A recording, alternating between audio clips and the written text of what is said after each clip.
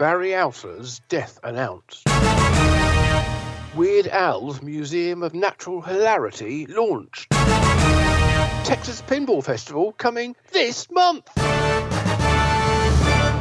Hi, my name is Jonathan Houston. I'm the editor of PinballMagazine, and I'm joined here with...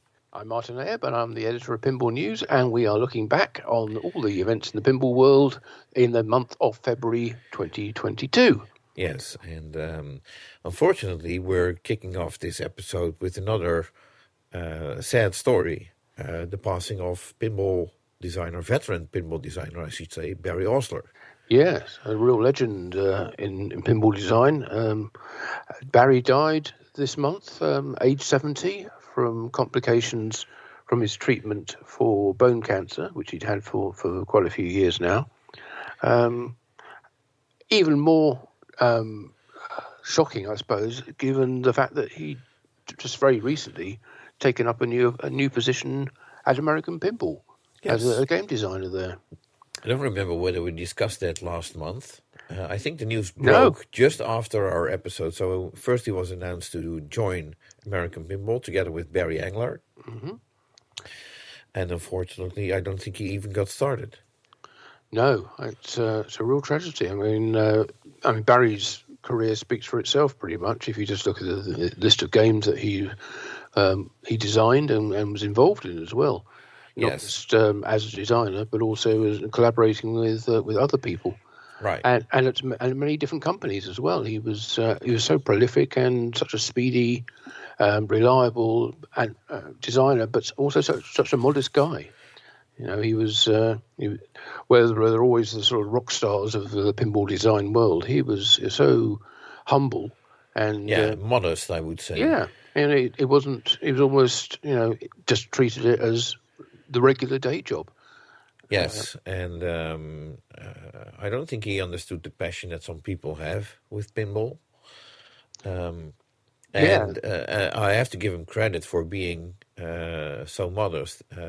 Obviously, some games he's been credited for designing, for example, Gorgar as the first talking pinball. And then he would immediately tame that down and say, like, well, that just happened to be available, and my game was the first to get it. Yes, but of course it was more than just the fact that it had the speech. It was also such a good game at the time. It played so well, and same with Space Shuttle. The game which many people will credit with saving the pinball industry at the time. When it was dying a death and suffering from the video game boom, and it really brought the pinball back into the arcades. I certainly remember playing it when it was I don't know exactly the time it came out, but it was very soon after, and it was so different and so repeatable. You just wanted to keep playing it and achieve so much on it. So yeah, and of course he was designed many games up into the mid '90s as well, in the more digital DMD era. Right. So, he was very loyal. He worked for Williams most of the time. Yeah. And one of the sad things about his career actually is that once William closed the pinball division, he got a desk job somewhere. Yeah, he was working. I think so. Who was it for? It wasn't for Betson, was it? It was one of those companies. Yeah. Yes, he didn't design anything. He was just doing paperwork. Yeah, well, he didn't design anything until he was brought back into it. Yeah, it was at Betson, I think, as a purchasing manager there. Yeah, something like that. So yeah. And we can talk about it for a long time. Obviously, his games are very well liked. He was very quiet himself. Unless he really got to know you, then he would open up. That's the feeling I get. Yeah, probably talking not about pinball either, talking about his passions, the cats that he loved, and he was a big gun fan as well. He enjoyed shooting, and we talk for hours about different types of guns that he enjoyed shooting and the benefits and the how each one compares. So yeah, he was I think he was kind of probably a bit bored talking about pinball because he's talked about it so much to so many people. But we can get him onto some other subjects. Then he was very keen to talk. Yes. Yes. So I have to compliment you on the article that you wrote about his passing, which is available on pinballnews.com. Very in depth. So I highly recommend if you want to learn a little bit more about who Barry Osler was. Thank you. It does sort of get me down a bit. I'm to write obituaries effectively, or report on the deaths of so many people recently. From Marco and Lyman and Al Shack, and now Barry. Yeah. Yeah. Well, let's hope it stops at 4. Yeah. Yes, let's pray for that. Yes. So anyway, we did mention that that Barry had just been appointed at American Pinball, and as you said, Barry Engler had also had his new position there announced in the same announcement from American Pinball.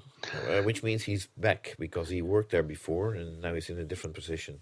Yes, but very strange. He left to go to work for for Jersey Jack Pinball. He was working at American as a service manager before he went over to Jersey Jack in the same role, and that was just a year ago. And now he's back at American. So congratulations to him. And he's seems to be in charge of he's a senior production manager now. Right. So that sounds like a step up from service manager.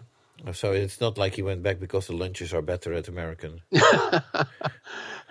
Well, maybe that's the case. I don't know, but so I don't know what that means for Jersey Jack Pinball. Now they don't have that position filled, but or maybe they do, but we don't know. Yeah, it's true. They might have had somebody lined up, but they have been advertising for people for quite some time, as we've reported in this PINcast. Well, ironically, Barry Engler is now advertising for people for American Pinball. Oh, right. Okay. Who's he? What position's that? I came across a listing on LinkedIn, basically saying American Pinball is looking for an experienced buyer for our Palatine, Illinois office. So we're not somebody to buy the office, but no. Okay, so a parts buyer then, right? Right. Okay. So I suppose that's basically the main news that we could find on American Pinball. Getting back to Barry Osler, what I'm curious about is obviously he's leaving a legacy of games that we all know and love to play, but he's also leaving a number of designs on the table, of which, for example, Pinball Brothers have adapted the Queen design, and what's going to happen with that, and what's going to happen with the Deep Root designs that he did the last couple of years. Yeah, absolutely. Because I think you said that after he left Williams, which was in mid to late, probably about 95, 96. Yeah, so after Junkyard, I suppose. Yeah. Although he was employed at various companies, I don't think we ever saw any of his designs go into production, or at least not in their entirety. I'm sure he had a hand in some of them, but at Highway Pinball, right. I don't think he actually got his games out. Well, Queen was supposed to be his first game, I suppose. But if I recall correctly, he designed it as a wide body, and last year, when that prototype showed up, they turned it into a standard body. Yeah, I'm not sure how much of that was Barry's and how much of that was Dave Sanders' work. I think it's a joint project between the two of them. They both contributed to that. But I think at Deep Root, Barry was designing his own games, and I think he had quite a few designs ready to go. Well, yeah, Food Truck. Well. We can't wait to play that. Food Truck, which is basically Diner 2.0, but yeah, that's what we expect it to be. Well, hopefully we'll get to see something of it. We'll have more on that later in the Deep Root news, but what more can we say other than rest in peace, Barry, and thanks for all the great games. Yeah, absolutely. I second that. Okay, so on to more positive news and our second headline of this month. And it couldn't be a bigger contradiction, I suppose. That's right. Yes. Yeah. You and I were both involved in the launch of this. We both had advance information, so we could write our respective articles about it. But it was the launch of the new P3 title from Multimorphic, which is entitled Weird Al's Museum of Natural Hilarity. And as with all P3 titles, it's mostly the upper part of the playfield, the module, which you purchase. But this is Multimorphic's very first licensed title, and it's packed in every sense, I think. Yeah, it's a big license to begin with. Of course, some might be disappointed that it's not a big Marvel superhero type of thing. But I think it's a perfect theme for a P3 platform. Yeah. And especially if you look what they did with it. This game is screaming fun in capital letters, I suppose. Yes, there's a joke there which I can't repeat on a family podcast like this. But yes, it's a long time since we've had a game which is actually funny. It's I can't even think what the last one would be. Elvira comes to mind, although that was supposed to be funny, but when I played it, I didn't find it that funny, to be honest. That might have changed in the meantime with code updates. Deadpool I did find funny. True, yes, that's a good call on that one. Although I didn't. Well, I always kind of hoped it would have been the movie license rather than a cartoon, but I think they did a great job with it. But anyway, getting back to Weird Al's Museum of Natural Hilarity, right? It's a really packed playfield with so much in it. Do you want to take us through all the stuff that's okay? So here comes a list. If you're not into lists, then this is your moment to get a coffee or something. So we're looking at 3 ramps, 2 ramp and transfer lifts, a spinning mechanical hamster wheel, rotating UHF camera with ball lock that locks up to 3 balls, an upper playfield, and I'm trying to think from the top of my head. You just have to look at the website because it's too difficult to explain what's on there. It really is packed. It has 3 pop bumpers, and I was like, where did they put them? I originally thought there were only 2, but I was corrected, and Stephen Silver, who is the creative director for the game, corrected that and said no, there are actually 3 in there. And 5 flippers. Yes, so this is whereas Stephen's previous game Heist added an upper right. Am I right on this? Yeah, upper right flipper. Upper right flipper. Yes, that's right. Yes. And now there's also an upper left flipper. There is. And there's a flipper on the upper playfield. Yes, a mini flipper on there. So yeah, it's gone from basically a 2 flipper game to a 5 flipper game. Yeah, and I'm trying to think, when was the last time that we've seen a 5 flipper game? It would have to be something with an upper should I say 4 or more flippers? Yes. I don't want to go back to Humpty Dumpty. No, well, obviously you could go back to like Simpsons Pinball Party, I think. Has that got 5? Or has that got 4? Maybe it's got 4. Anyway. Run?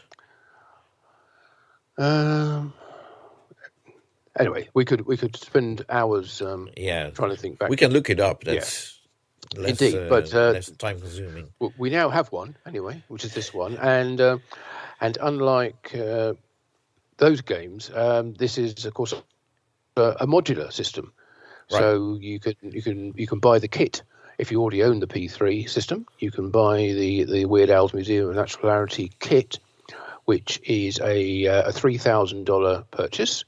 It comes with this hugely packed playfield. It comes with cabinet art and I'm not sure it comes with the extra modules, the upper flipper and the it will come with the cross playfield ramp, which is a part of the kit. I think if you order there's two models available. Even if you order the standard model, all the flippers and etc. will be in there. If you don't have a game already, if you just buy the module because you already have the base platform, then you might have to. Actually, I'm not even sure whether you need to buy the extra left upper flipper, but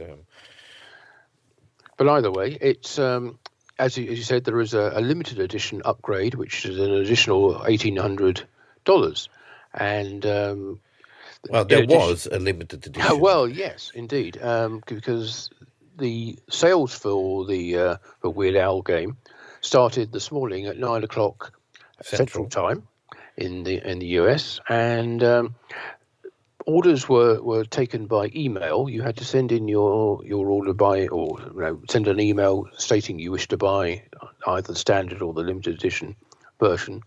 Anything that was sent before 9 a.m. would be deleted.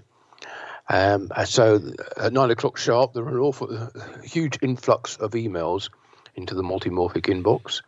And the good news is, as you just said, all the LE kits sold out. There were 227 available, and they've all gone. Or at least orders. People have pledged to purchase them.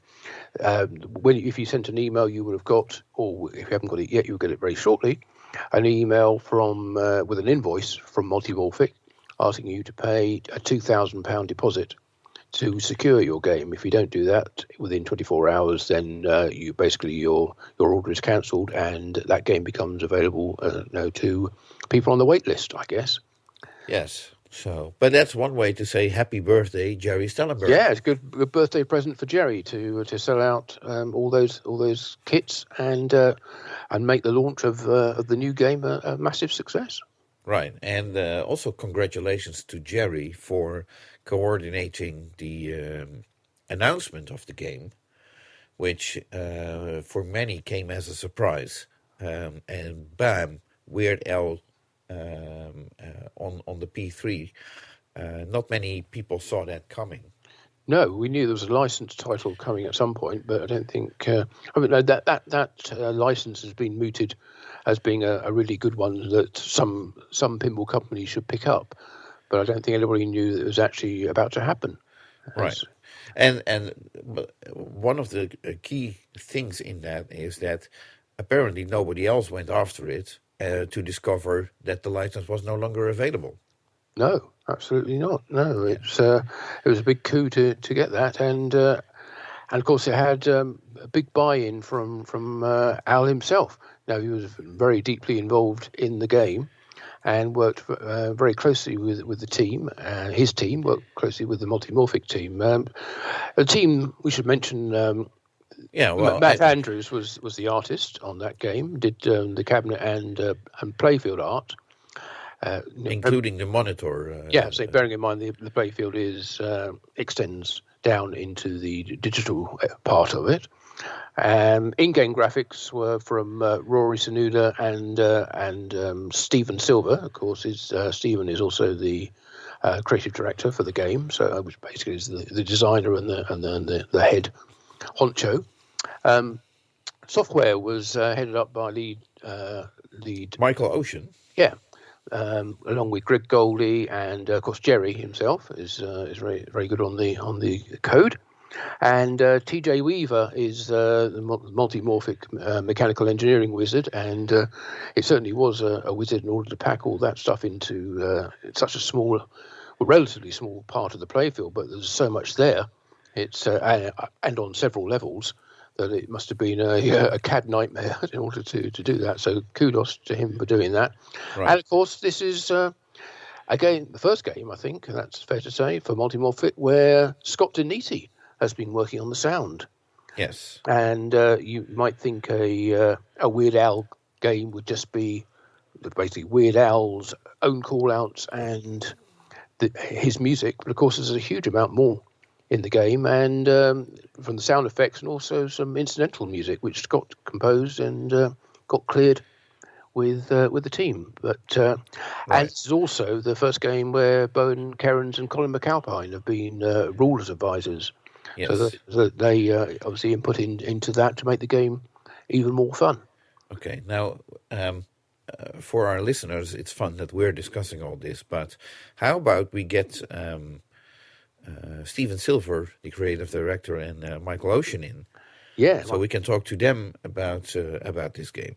So we're joined now by the creative director, Steven Silver, and the lead developer, Michael Ocean, for Multimorphic's amazing new Weird Al's Museum of Natural Hilarity, their latest game for the P3 pinball platform. And that's not a tongue twister. I don't know what is. So welcome, Steven, and welcome, Michael. Welcome. Thanks for having us. Yeah, thank you very much. It's great to be on. So it's been a very successful launch, I would say, which was just a couple of days ago. How was it for you getting your game finally out into the public? Well, I can't speak for Michael, but I've been sitting for a year wanting to scream to the world that I've been working on a Weird Al pin, and it was really, really nice being able to finally get it out there and get seen. And it helped a little bit that you have a guy with 5 million followers go out there and share our videos, so it's been seen all over the world. Great. Which one of you is the bigger Weird Al fan? Oh man, we got to arm wrestle about that. It might be Michael. Might have to bow down to Michael on that one, but we're both. I think we both consider ourselves kind of super fans. So. Yeah, absolutely. And you know what? I would give it to Steven just because I think we're both fundamentally polite people. But yeah, we had a good time working on this game for sure. Okay. Now, for our listeners, just to clarify, Michael is the head of software involved in partly coding this game, along with a couple of others, if I'm not mistaken. And Steven has the title of head creative or creative director, I would say. And so that gives people a perspective of what you are involved in. And what I'm curious about is you go for at some point somebody says like maybe we should do a Weird Al game, or there's a list of possible upcoming games and Weird Al is on there, and at some point somebody says let's go after that, and then you are able to get that license and it. How was that process, and can you talk to us what happened after that? Yeah, well, from my perspective, after we were probably in the middle of the heist creative cycle, me and Jerry are always talking about different possible games we could do, and we had brought up, I don't know if it was him or me, one of us had brought up that how great a Weird Al pin would be. And honestly, I just thought about, the license itself and how difficult it would be. And I just thought, there's no way we're ever going to get Al. So I didn't even think about it. But then Jerry surprised us. He went out and did the legwork and got what I think is one of the best pinball licenses we've had in a long time. I think Al is perfect for pinball. And I think that he allows so much fun, goofy nonsense on the playfield that you can have. And so I'm really excited that he was able to get it. And how long ago was it that you actually started, chasing that license, and at what point was it actually clearly secured and you could go ahead and start developing that game? We've been working on it for about a year, right, Michael? Yeah, I think that's about right. I mean, we've been working really, really hard, really quickly, which is easy to do when you're super passionate about it. But yeah, I think it's been close to a year, maybe even a little bit under. Yeah, it's very quick actually for a year. Obviously, there is different aspects, of course, to this game. There is a upper playfield module that needs to be developed. You need to see like what else can we do, and in this case, there's 5 flippers on the game. I can see that's a mechanical engineering challenge as well. 5 flippers, 3 pop bumpers, lots of stuff that I was really surprised. Like, wow, I wasn't expecting that much or such a packed upper playfield, so to speak. on a Multimorphic game. Not that Heist was, well, let's put it this way. Heist was already impressive, and you guys really outdid yourself with this one. Yeah, I've said for a while, I'm really proud of the mechanical engineering abilities that Multimorphic has. Someday I'm going to find some way to stump TJ Wilson, our lead mechanical engineer, but so far we haven't yet. We keep throwing ideas at him, and he keeps coming up with just amazing ways to integrate them and cram them all in the machine and make them fit. So as the creative director, do you have to do all the CAD work on that game and try and squeeze all those mechanisms in, or does TJ do that? Yeah, TJ does that. He's way smarter than me when it comes to that stuff. So we sit down as a team, and we're all pinball people. We're all passionate pinball people. Everybody's fighting for their ideas, and the best ideas come to the top, and then we put all those together in like a rough design, and presumably TJ's in that process too, and we find things that can work, and sometimes we go down a path not knowing if something's going to work, and he pulls it out and makes it happen. The spiral up ramp that we've got in that game is just an engineering marvel, I think, and that it's so satisfying to hit that shot, and that he pulled it off and was able to make that transition smooth is fantastic. Now, you're not all together in the same building. You're not all working shoulder to shoulder on this game. And remote working is a key part of many of our lives these days. How does the team collaborate in order to try out ideas and to basically develop mechanisms and modes, and when you're all so disparate in terms of your locations? Lots of Zoom calls. Yeah, lots of Zoom calls, lots of messaging online. I mean, we had a very, very intensive few weeks where we were meeting for hours a day for almost a full month at the beginning of this process to just try to lock down everything we wanted. And to Stephen's point, lots of very passionate discussions. And, I, for one, know that I am hard to deal with at times because I won't back down from an idea that I think is good. And thankfully, Stephen is there to help me realize when those ideas aren't as good and have better ideas often. But yeah, I mean, we've done a lot of different video conferencing platforms.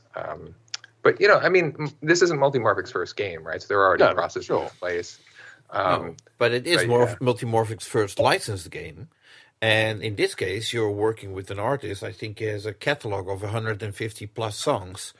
And you guys are, like you said, super fans. So you have plenty of ideas, but there's only so much that you can put in the game. Yeah. How do you make decisions on like which direction to take, and that's going to make it, and that's unfortunately not going to make it?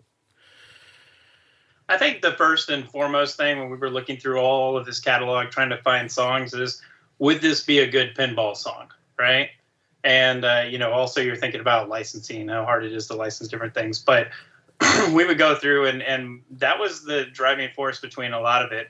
We wanted a big variety. We wanted stuff from every era that he's performed in and had records in, and we wanted just a wide variety of different things in there. And I'm really super happy with the song list that we came out with. I think there's not one of them I would swap out. And I think that they all make for really super fun modes and gameplay.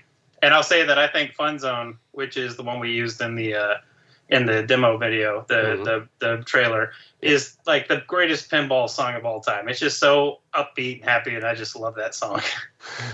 So you got 17 tracks in there. Was that something you sort of negotiated to get that many, or was that just naturally how many you thought you would need in order to fill out the rule set?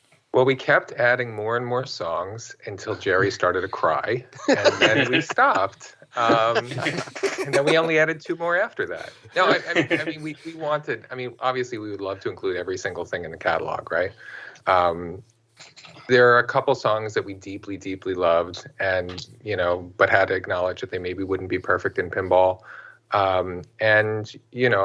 This number, I think, let us do everything we wanted to do we knew ahead of time that everyone was going to have some song that they were missing, and how can you not with Al's extensive catalog? But our hope is that everybody feels the same way we do, which is that they look at the track list, they experience the game, and they say, you know what, these songs are awesome, and it's okay that whatever that song is isn't there, because there's a lot here that there's a lot that is here that that's super super fun. Right. Now, the P3 platform has a large LCD below the playfield, but not an LCD in the back box. For many pinball enthusiasts familiar with music pins or celebrity-themed pins, they might be expecting music videos to be in the game, but in this case, it's absolutely not the case. Can you talk about that? Well, first I'll correct you there, because we actually do have just a gorgeous screen in our back box that we were able to put a lot of content on. So we've got the playfield. I haven't seen a P3 in a while. Yeah, we got to get you on a P3. We've got to take care of that. That was an upgrade package a while back, and then Jerry just made it standard a couple cycles ago. So yeah, but my joy is I get to develop video content and stuff for two screens in two different orientations. Okay, my bad. Sorry about that. No problem. But yeah, I mean the your normal music jukebox pins. We all decided we just didn't want to do a jukebox pin. We just the songs are kind of secondary to the world. And one thing that screen gives us that like Michael said earlier is that instead of like one painted playfield, we get to do 12 different environments, 12 different modes that you get to go into, different environments. We change them as you go into each game. And once we signed on Matt Andrews as our artist, I realized right away that this was going to be an awesome looking pin, and both on the screen and on the art everywhere.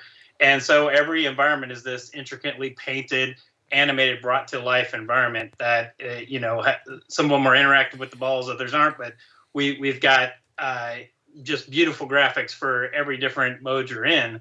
And that is a huge advantage. And I think that plays better with the extremely wide variety of music that he has than picking a bunch of video clips from a bunch of disparate music videos that don't really fit together in any way. We could build this museum environment to contain all this insanity from all these different modes that we've got. So, yeah, can we talk about that for a little moment? Because who came up with the whole idea of setting the game in a museum in order to showcase the music tracks rather than, say, a more traditional, a concert environment or a jukebox type game? We never, I don't think at any point in the development cycle did we consider the jukebox game or, the concert environment. I think we, as Al fans, right? I mean, his music is so all over the place and awesome and fun. And we wanted to try to find some unifying way to sort of put all these songs together that was like funny and a real exploration for the player. Stephen, did you ultimately come up with the museum? We had a lot of ideas that we batted back and forth. Yeah, we were. I'm trying to actually remember. It's something I think we all just kind of landed on. We tried a bunch of different things. We pitched a bunch of different ideas. I think, Michael, you had the idea of like a prop warehouse or something like that, where you go in and do this other stuff.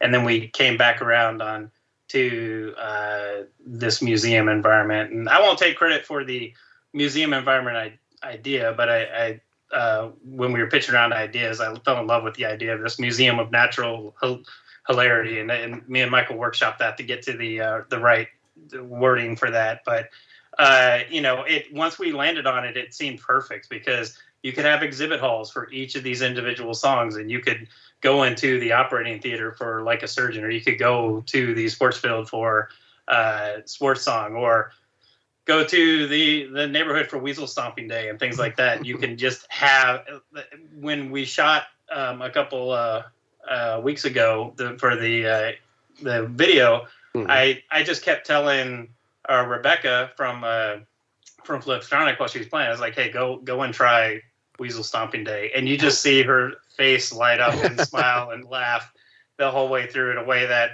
just really told me, okay, we did this right. So were the songs chosen based on the halls that you created, or were the halls created based on the songs you've chosen?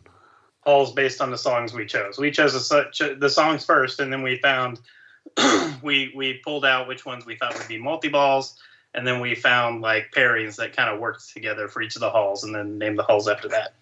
Right. Yeah. Okay.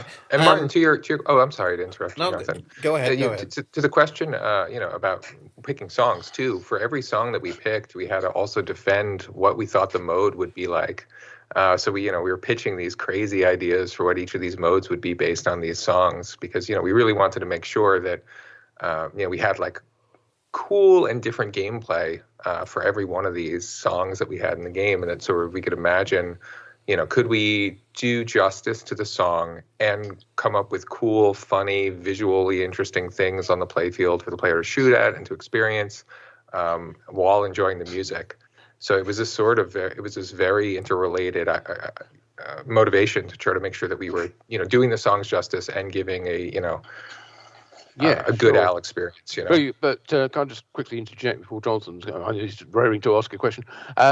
You're saying you were pitching the ideas of what would happen with each song. Were you pitching that to the rest of the team, or were you pitching that to Al's team?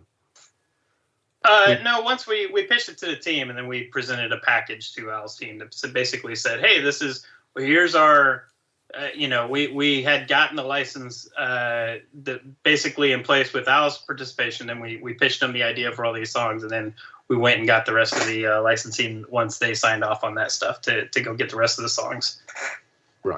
Right. So what I was wondering, because from what you're just telling us, is that the concept of the game, the Museum of Natural Hilarity, isn't a concept that, it's a concept that you guys came up with. It's not something that's already something that Al is doing. So was that difficult to pitch to them, and was there any feedback or suggestions, or was it immediately approved and did they just love it? Yeah, I mean, Jerry's the one that did most of the discussions with them about that, but from my understanding of it, they absolutely love the concept when we pitched it to them. And right now, like the feedback from Al seeing the final game is that he was telling me personally when we were recording that him and his wife were just watching the video of stuff and just laughing their heads off and like so appreciating the care that we put into put all these references in from his entire career and things like that. So yeah, they did like the concept a lot, and it seemed like we all kind of agreed that it's the perfect encapsulation of all these disparate, weird songs that from vastly different genres into one environment where we can explore and see these different things and have fun with it. And technically, there is precedent for Al-themed museums. I think the Coloring Book has an Al museum, although it has a different name, and it's obviously conceptually different. So it's not completely out of nowhere. But our imagining of it is definitely a bit different. Yeah, right. I didn't get the Coloring Book. I'm sorry. You're probably working your way up to it, but Al was obviously heavily involved in the creation of the game because he spent so long recording over 2,000 sound calls for this.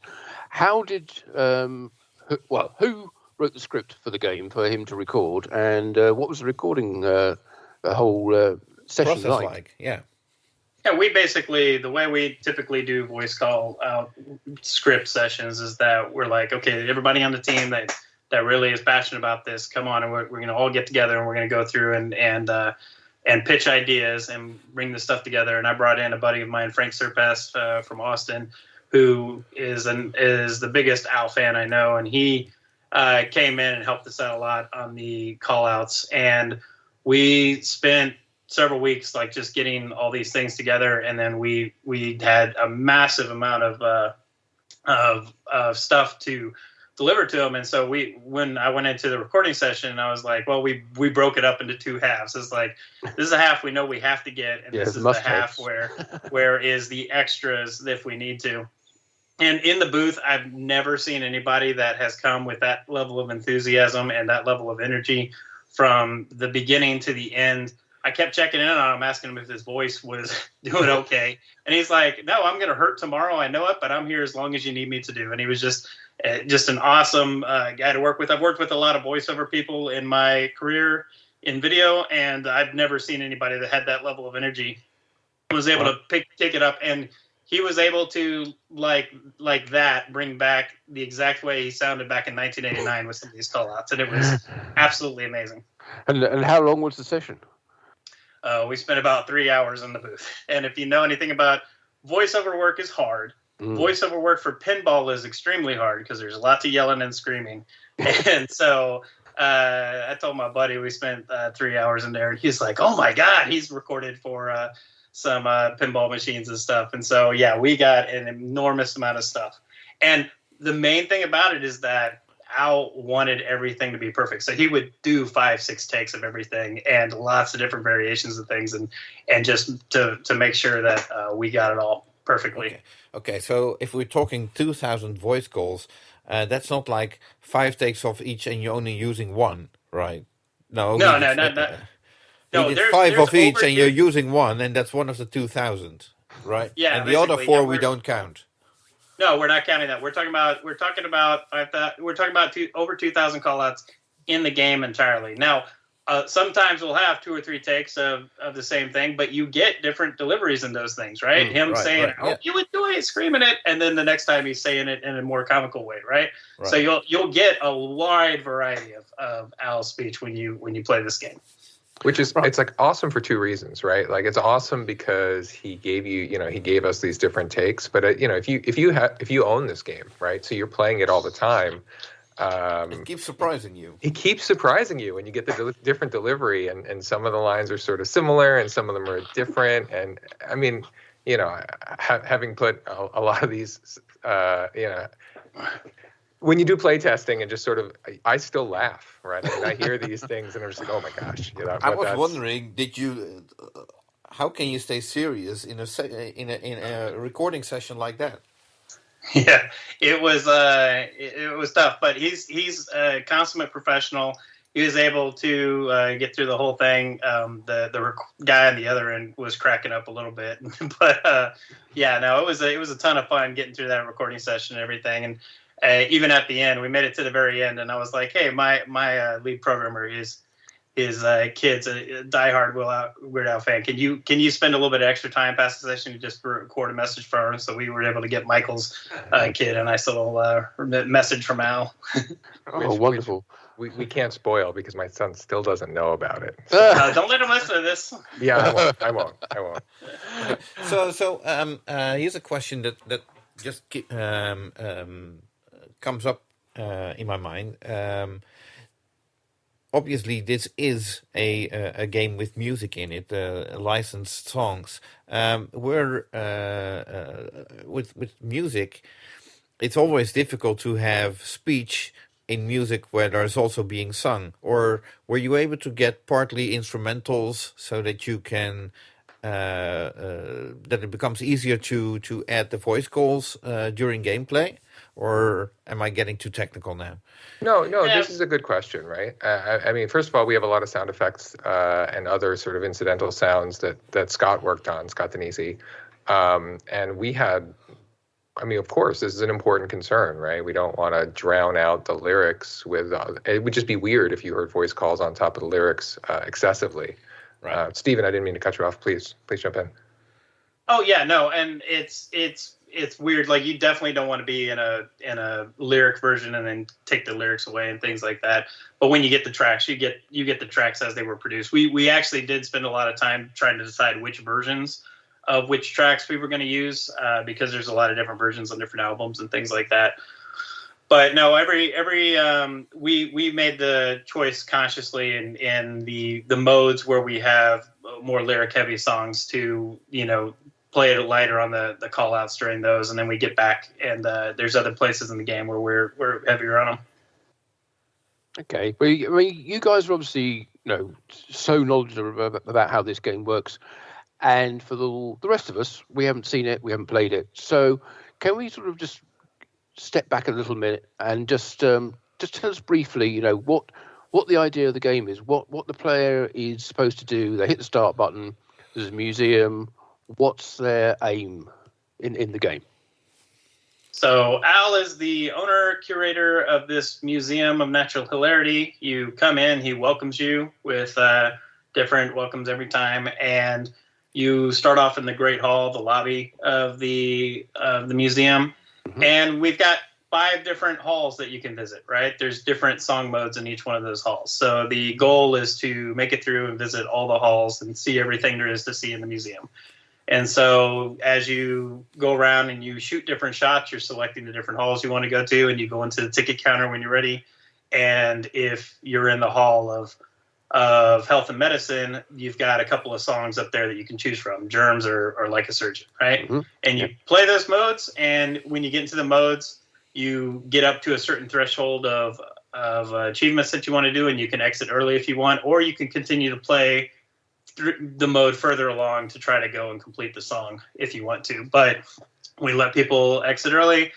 There's an additional mode up in the cafeteria up on the mezzanine, the upper playfield section we've got, where you can get in there and qualify My Bologna, which is one of my favorite modes in the game.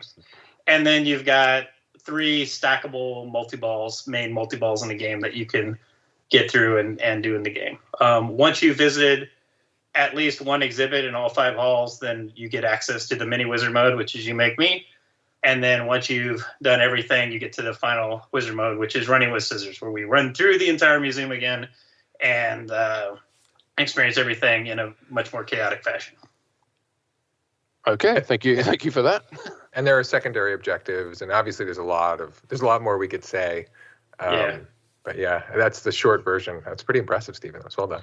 Yeah, bravo. So you were designing this game, and did you know from the very start when you came to it, and this is for both of you, that there would be a standard edition and a limited edition? And did you know what the differences were going to be early on? We knew there was going to be a limited edition with this game. Right. We also knew that there would absolutely not be any substantial differences in gameplay or playfield or anything like that for them. We feel strongly that everybody in the P3 platform should have mostly the same experience with these things, but we wanted to make the limited edition special, and so we put a lot of effort into making that LE package, that LE kit, really shine. Right, and it's limited to 227 units, restricted. The 27 number being significant in Weird Al land. If you will listen to his music and see his interviews and everything, it's the number that pops up over and over and over again, and we use it a lot in the game, and it's definitely something that the Weird Al fans will appreciate. And did you think that it's okay to keep the things like the animated topper, for instance, purely for the LE kit, or there must have been a lot of pressure to make that available to everybody as a purchasable add-on? Yeah, I mean, there's always discussions back and forth about what to include in the LE kit and what to include with the regular kit and everything. But at the end of the day, these are all business decisions, and I think that Jerry made good trade-offs, and so I think that I'm really excited to get my LE and just play that topper. We're extremely proud of that topper. TJ, I'm not surprised. TJ is, again, I just think the guy's a genius. He pulls off just miracle working with his mechanical creations that he comes up with, and I cannot be more happy about how Weird Al is up there playing the accordion and smiling at you and dancing around when you're playing this game. I can honestly say, when I first saw that, before we got a pre-release look at the game, and I saw that animated topper, and that made me laugh out loud. There's not much in pinball that makes me laugh out loud like that does these days, because there's so many games seem to be serious, and I'm so glad this brings not just humour but hilarity back to pinball. Right. So, speaking of hilarity, obviously there's a huge pinball catalog of games that used voice calls. By any chance, did you try to sort of, let's say, pay homage to older games where Weird Al would take voice calls and from a certain game that pinball people might recognize and throw them in there? We did. Maybe. Maybe. That's there's a lot of stuff I had to explain to Al in the booth, but they're in there. So. Okay. When we had some of the voice call meetings, Bowen was there, Bowen Cairns too, and he's also a big Al fan, and I should say big Weird Al fan. He's not a fan of. He might be a fan of Big Al. I don't know who that is. But so he, and we were talking about specific references, and I mean, we were then saying, okay, Stephen, good luck getting this specific weird, I should say strange, soundbite. But the sounds they will make you laugh. Martin, if you're looking for things that'll make you laugh in pinball, these will make you laugh for sure, and you will smirk when you hear the references. Right. And this game sounds amazing. Scott Denisi did an amazing job with the sound package and all his kooky sound effects and everything else, and the sound design of everything that goes into it. I can't not have a smile on my face when I listen to this and hear everything in the machine. I think it's important to sort of give due credit to all the work that Scott's put into this game, because a lot of people will just say, "Oh, it's a Weird Al game. It just plays Weird Al music. That's it. What else? What other sound work is needed on the game?" But obviously, anybody who knows anything about pinball knows that there's a huge amount of sound that goes into producing a pinball machine, and there is incidental music as well from Scott in this game, isn't there? Yeah, Scott's written a couple of original tracks for this game that we had for a couple of situations and stuff like that. But I mean, there's so much, like, sound design is so much more than just writing music. Like, if you even go back and look at TNA, right? TNA, it's got a killer soundtrack, but there's so much more sound in that game. Rick and Morty, there's so much more sound than just the music and things like that. And so, like, the music stands on its own and carries the game. But all the incidentals, all the extras around it that Scott put into this game are fabulous and really tie the game together and make it come alive and feel like a kind of place Al would want to hang out and invite you to. And presumably that incidental music had to be approved by Al or his team. Yep. They approved it, and you know what? We didn't get any. We got it approved the first time. Okay, excellent.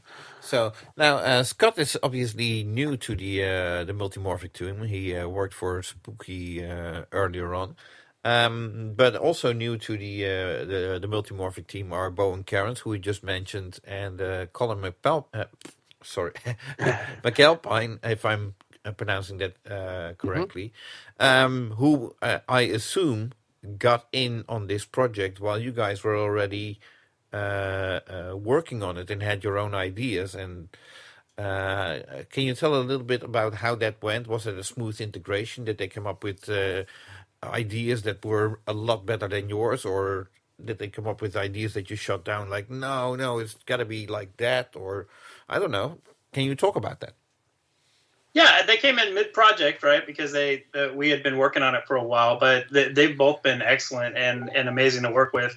Such great ideas from both guys, watching stuff and just giving us feedback on what we had already done. And everything we've done has been an improvement in the game going forward. So, so some ideas were like, well, that doesn't work because of this thing that we're doing. Because we've got the fuller picture of everything, but most of them we were able to incorporate, and I really like where it's gone. Some of the best progress we made on the game is just watching Colin sit on the game and play it, and just tear the machine up and show us how everything's going through, and so that was extremely helpful in getting through the code. And Michael, you want to expand on that? Yeah, I mean, the quality of the notes that we got from both from Colin and Bowen have been really, really helpful, right? I mean, they've, really careful eye, really strong attention to detail, and, things that are ultimately, have made the game better for sure. So I mean, it would be much easier if we just said, yeah, no, we're not doing any of that. Sorry, too late. But I think the game improves as a result of us, really, welcoming them onto the team and having their feedback integrated into the game for sure. Right. And like I said earlier, Bowen helped us out a lot on the call-out scripts too, so he was integral in that. Right. But presumably by that stage you'd already got all your shots laid out, and they weren't. I mean, the fact that they're world-class players didn't influence any of your shot design. No, they didn't. But Colin came in and played it really early on, and that's the thing I'm always worried about with these new things. I'm worried about people getting in and is the shot layout fun? But everybody that's gotten a chance to play the thing and actually flip the table have all come back and have really positive about the shots and the flow and the layout. Right. Now, one of the sort of founding principles of the P3 was that the lower part of the playfield would be fixed and the upper part of the playfield would be this modular design. Now, Stephen, you've been sort of gradually expanding on that and extending the playfield module. First of all, with Heist, you added the crane that comes over the playfield and the upper flipper. And in this game, you've got the other upper flipper on the opposite side of the playfield, and you've got the cross playfield wireform, which extends across the LCD. Have you got sort of any plans in future games to gradually sort of encroach further down the game with future designs to make more changes? Yeah, absolutely. Let me outline them all right now and spoil the design. Yeah, should we just send you the list of all the features and the dates? Yeah, we'll put it on. While you're at it, can you also include future titles and themes and licenses and so on? Yeah, I think that sounds reasonable. Absolutely. Yeah, so get them up on the web. I did a video a long time ago that was one of our first platform videos. It's actually before we had multiple modules besides Lexi. We had Lexi, we had Ken and Lagoon, and the video has like the Lexi module popping out and like a bunch of dummy modules that I had TJ work up. And in that video, we also had the side targets sliding out and other stuff sliding in, like, pop bumpers floating over the screen and other stuff. So the idea that we could modify and improve on this lower playfield section that with the stuff floating over the flippers has been a concept that's been there since day one. It's always been, we can do pretty much whatever we want to do there. We just have to rethink it. We have to re-engineer it. And so that's where, we were able to, accomplish things like, let's attack this from the crane, from the backstage where we have I think the widest selection of short shots of Pinball and Heist. And then let's build these flipper modules in there that are backwards compatible with other games. So when you pull them out, that games that don't use them are designed for side flipper shots can still use those flippers as rails and things like that. So we've always had this in mind to be able to build upon that. But with these early games, definitely we're keeping in mind the speed of playfield swaps and stuff like that. And Scott's idea was actually the crossing wireform, and that's a toolless installation process for a crossing wireform. You can take it out. It doesn't add much more time to a playfield swap when you add that wireform in. Right, so it just slots into the module, I guess, and secures on the right-hand side. Yep. Yeah. Okay. Well, I mean, other changes you've made here. You've introduced the illuminated back panel, or the speaker panel, I should say. You've also changed the way that the scoops and the walls work, from solenoid-driven to motor-driven. Were those changes that were sort of been in the pipeline for a long time and just happened to coincide with the release of this game, or was this something which you wanted to put into the Weird Al game? Yeah, we've been planning on I should say Jerry has been planning on the illuminated speaker panel for a little while, and the improvements to the wall scoop assembly back there. One thing about the motor-driven wall scoop assembly is that it's a lot nicer now if you need to level those walls and scoops from there. So, and it's really smooth too, watching those things raise and lower. So, I'm excited to check it out. I know Michael can't wait to get his hands on an upgrade kit for his P3 on that wall scoop assembly. And then that's the other idea too. Is all these improvements were made in the mind of, okay, we can also create a kit that we can sell to existing P3 owners in case they want to bring their P3s up to these new features. Is that going to make it sort of more difficult from the software point of view, Michael? If you've got to support both motor-driven wall scoops and solenoid-driven wall scoops, and potentially future changes as well. No, the design of the platform is such that code compatibility is preserved on both. So owners will just download, they'll just download some new packages, which can now be done over Wi-Fi, so you don't need to mess around with USB, and you'll have support for both. And from a software perspective, we can support them both. There's just some really cool tricks that you can do with solenoid-driven scoops, the servo-driven scoops rather than the solenoid-driven scoops. That should be pretty fun. I can't say anything else. Okay. I have a special interest in that assembly. Okay. Software-wise, I do have a question. Currently, the Weird Al game has 5 exhibit halls, each using 2 songs, and then there's multiple songs in the game. But in theory, there's nothing stopping you guys from further developing the game and adding more exhibit halls if you would like to. Is there any chance of that, or is this like the license is this is what we got, and we're not going to expand on that? I would never say never, but all future related expansions and stuff like that are something that would be in Jerry's camp to answer. Okay, fair enough. I mean, given the nature of the P3 and the fact that it uses underlying is it's kind of like the P Rock or P3 Rock system. Is it something which homeowners could modify? Is that a concern that when you're going for a license that you have to make sure that all the songs, that people can't put their own songs into it, they can't change any of the display graphics because it is a moderately open platform, isn't it? Yeah, but we don't. Yeah, we're not giving anyone the ability to change the songs that are in the game that's been approved, right? So you can load other games onto this physical module, but you can't change the software for this for this specific experience that's been created. Can you write your own game for this module? Yes, you can. Like the software developers can come up and write their own games. If you want it distributed to other P3 owners, you would submit it to Jerry to go through the P3 store and all that. And so we do have an approval process through that. But yeah, we will have like our third party games on here. I mean, our first party mini games and stuff on here as well. So. Yeah, but I mean, obviously, we wouldn't approve of any games that were violating, music licenses or anything of the sort. Like, we wouldn't allow those to be distributed through the channels. And I will say, to my credit, to Greg Goldie's credit, to Jerry's credit, I think it'd be pretty hard to quickly throw together your own version of this game, just to add your own songs to it.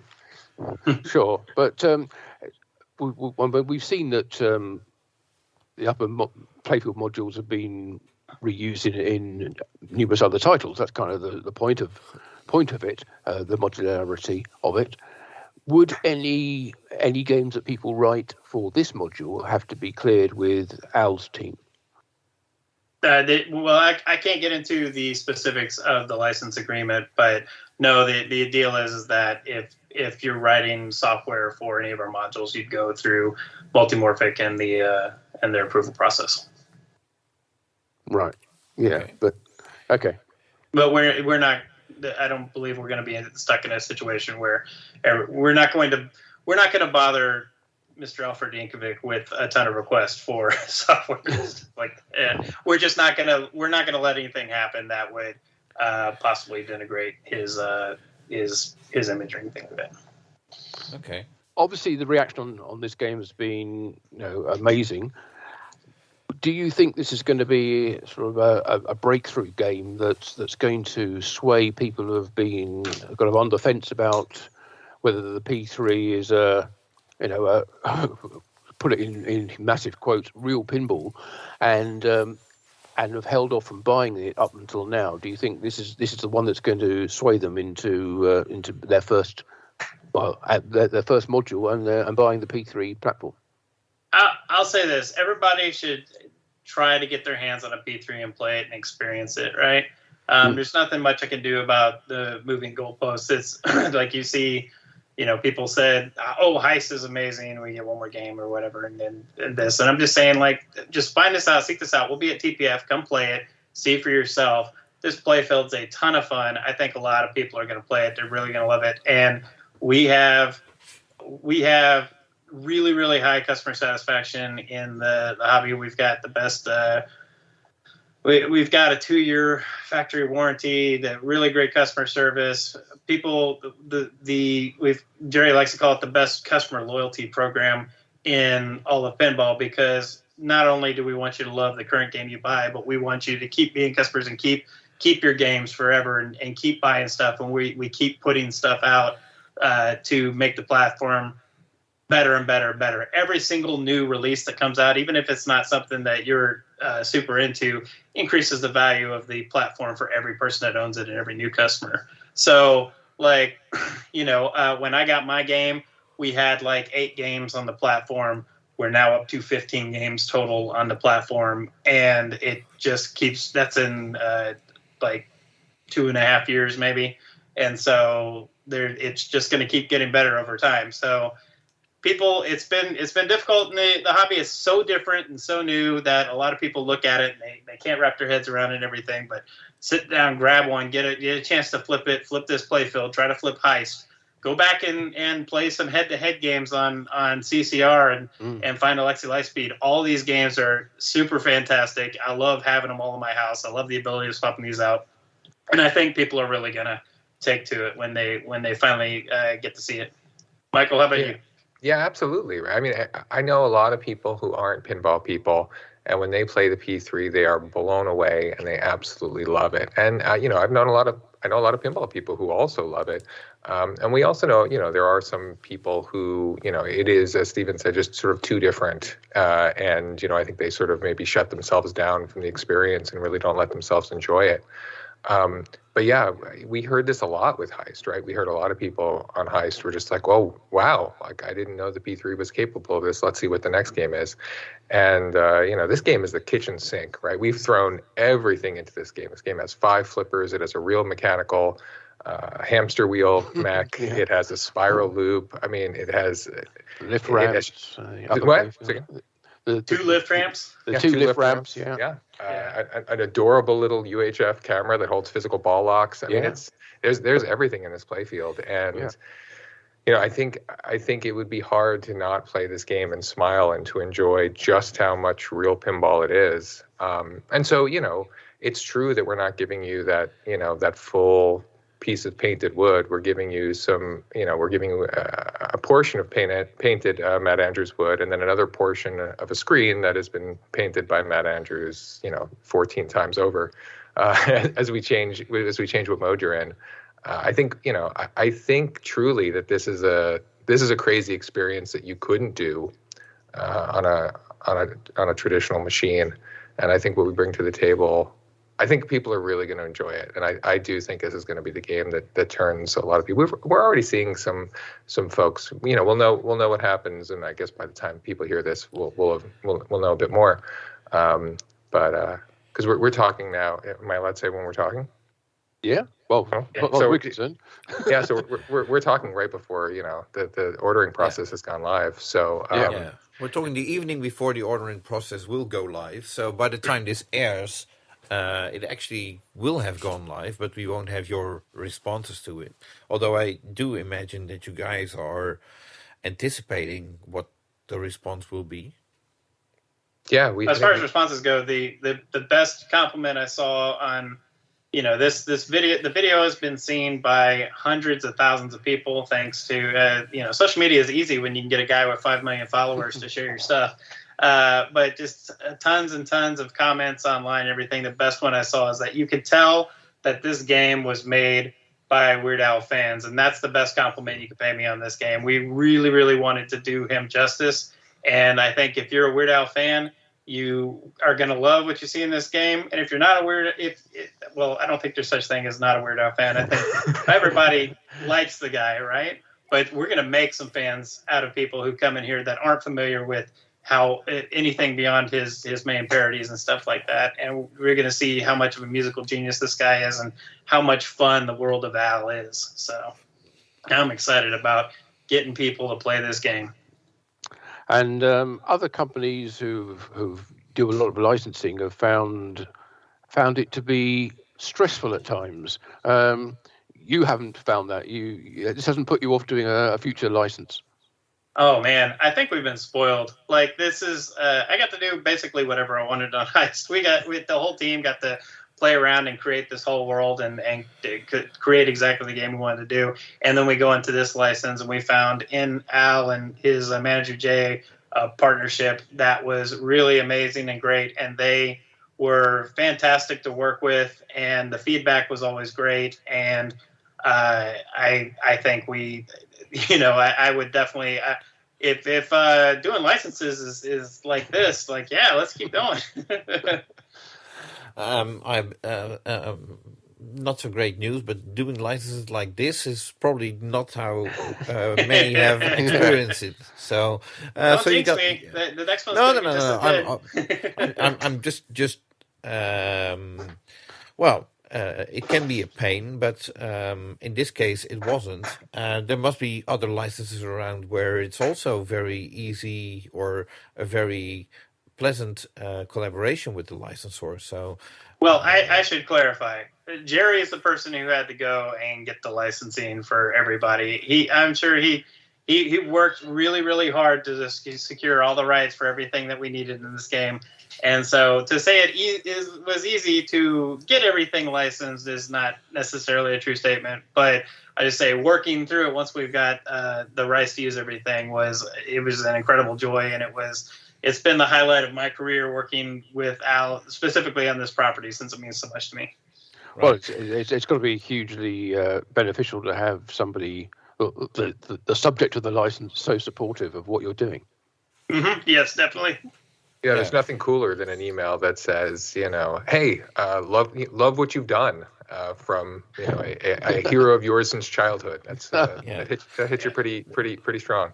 Which actually makes me wonder: is Weird Al a pinball person? I don't expect him to have a game room with tons of games, but he'll have one now.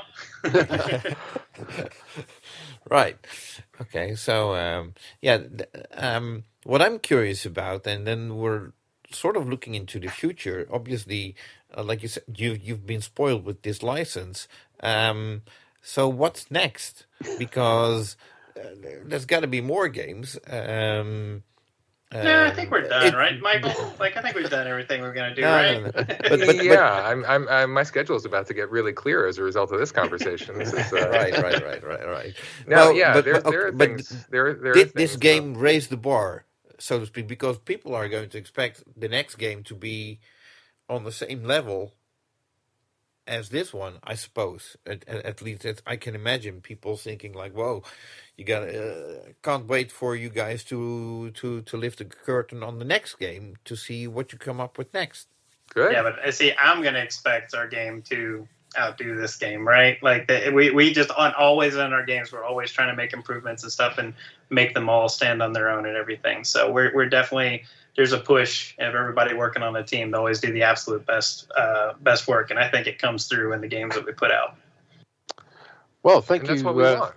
We want everyone to be excited for our next game. We're excited for our next game. We're excited for this game. We're excited for all the games, right? I mean, this is a platform where you want to really enjoy the platform by having all the modules, right? You don't have to think, oh shucks, I just bought this game and now this is coming out.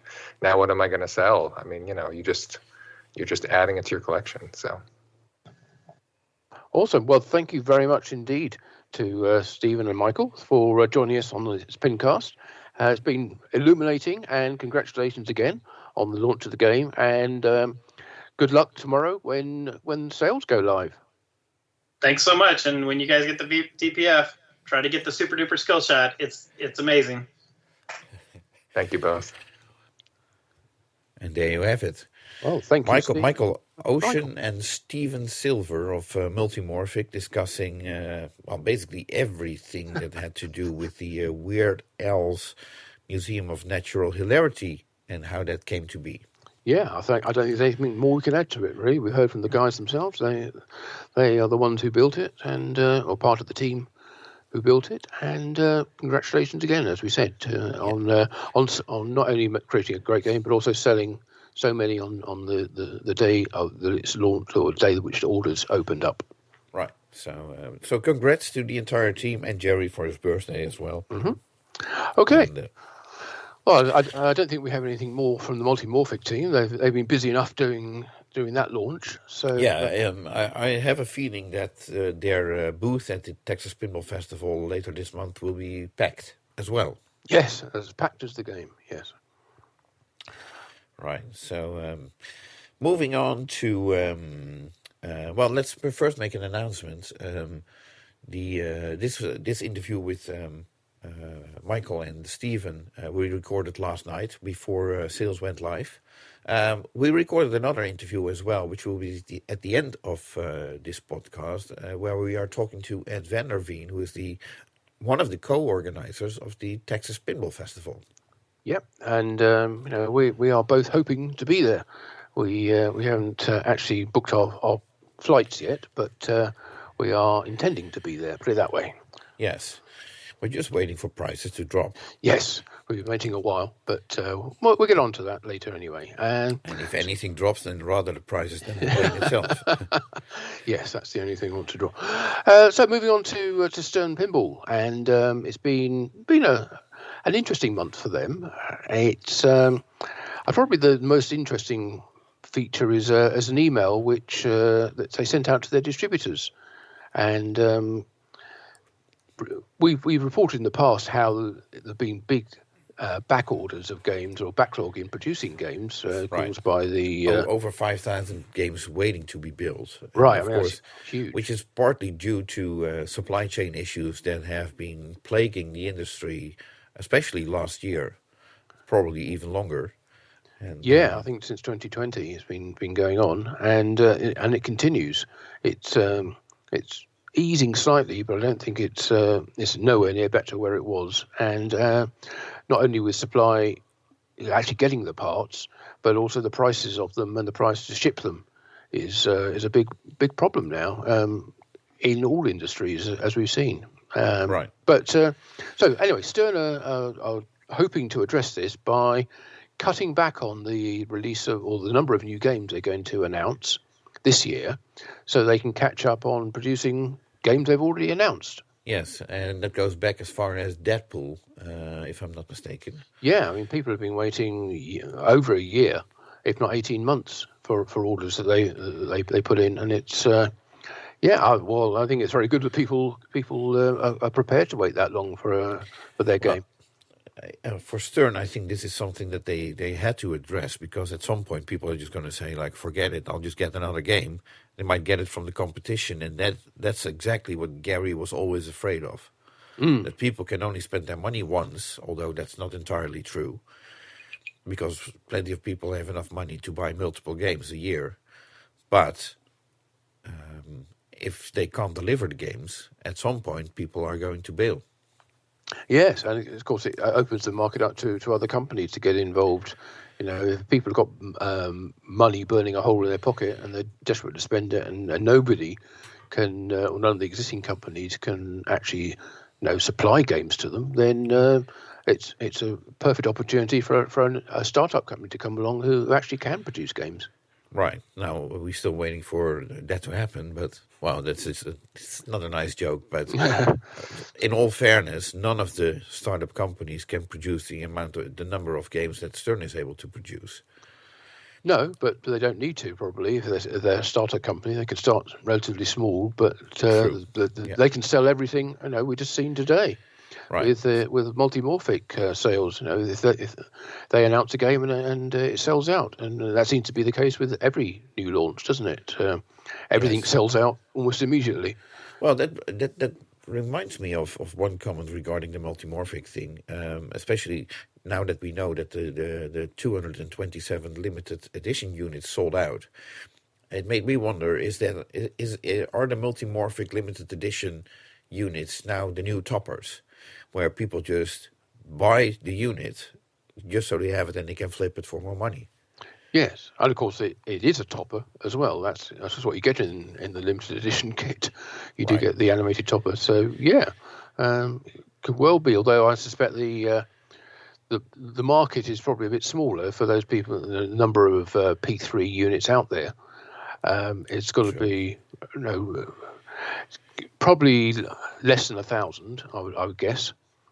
But they did sell 227 kits in one day, and those are the limited edition ones, and presumably a significant number of standards as well. Yeah, and quite a few of those will probably be entire new games, which will be the base unit with the module and the LE kit as well.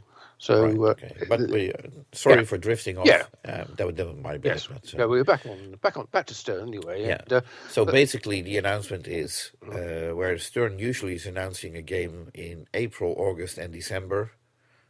The April game is going to be skipped. Rush was announced in December, but is still counting as the first game that they took into production this year, which basically means that we have to wait until August for a new title to be announced. Right, and then there'll be one announced in December, but not produced until January next year. Yes, I guess. Well, I suppose they're still building the August title back then. Yeah. And there's conflicting rumors about which title it is.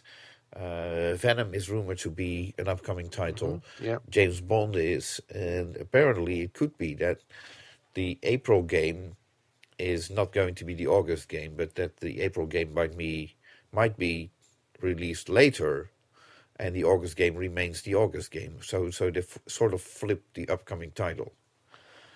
Yeah, quite right. Yes, there's. I guess if it is the James Bond one that we're talking about, which I think we know exists, and we believe that was Steve Ritchie's final design, which has since been redesigned. Probably by George Gomez. That is, in every sense, a timeless title. There's no imperative to get it out in time for all to tie in with a movie release. Especially not since after the last movie. Yes, yeah, well, quite. I don't think we might see a James Bond movie anytime soon. Well, that movie was actually finished 2 years before it was released, so it was just waiting for cinemas to reopen and movie theatres to actually be able to screen it. So it's been a while, but we haven't even had an announcement of who the next James Bond's going to be yet. So maybe when that happens, that'll be a good time to bring out the game. Right. So anyway, no new game from Stern until August, but you might get your Deadpool or other title finally being produced. Yeah, and the announcement did say only 2 cornerstone titles this year. Right. That doesn't imply there won't be any other studio or home editions, which will come out. Okay, which might be easy to build or could be designed around the parts that they do have available. Yes. So, and then, there's some technical news that I let you handle. Oh, okay.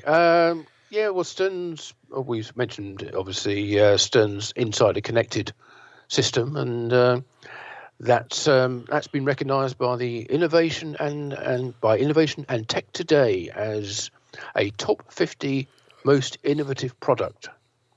Okay, so that's Innovation and Tech Today. I'm sure you're all avid readers of INTT.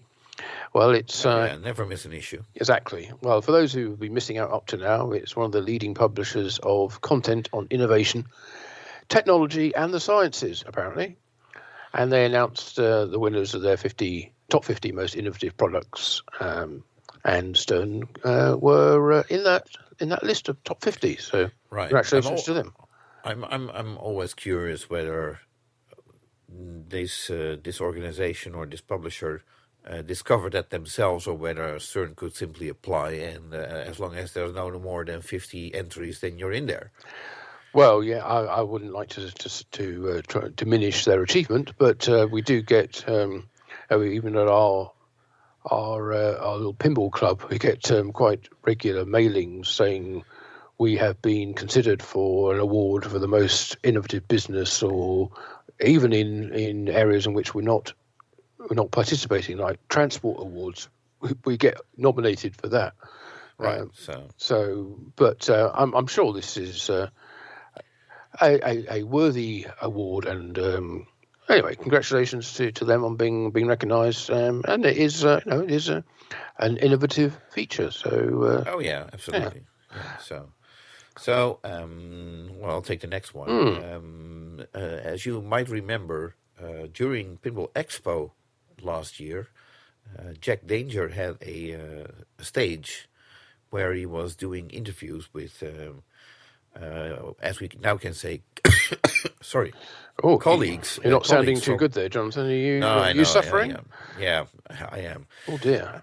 Okay. I'm a bit fluish. Oh, if you couldn't hear by my voice already. Yeah. Okay. Yeah. Do hope you feel better, but please carry on.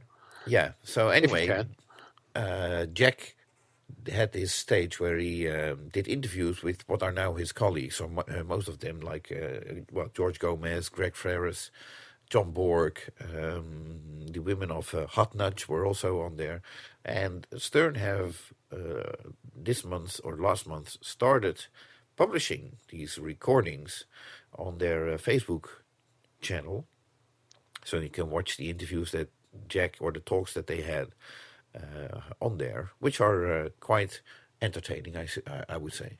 Yes, I haven't watched them myself, but I guess they'll be quite sort of laid back and not so sort of formal.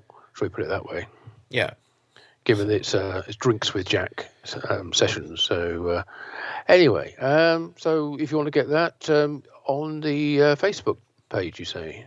Yeah, Stern Facebook page, and probably also Instagram, but I haven't checked. I'd thought they'd been on their YouTube channel as well, but probably, yeah. If not yet, then soon.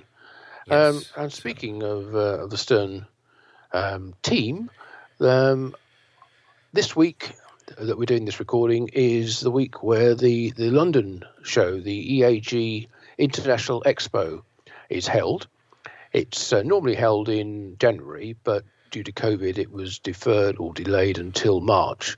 So it's the 2nd to the 4th of March, which is tomorrow. No, from it's the 1st to the 3rd.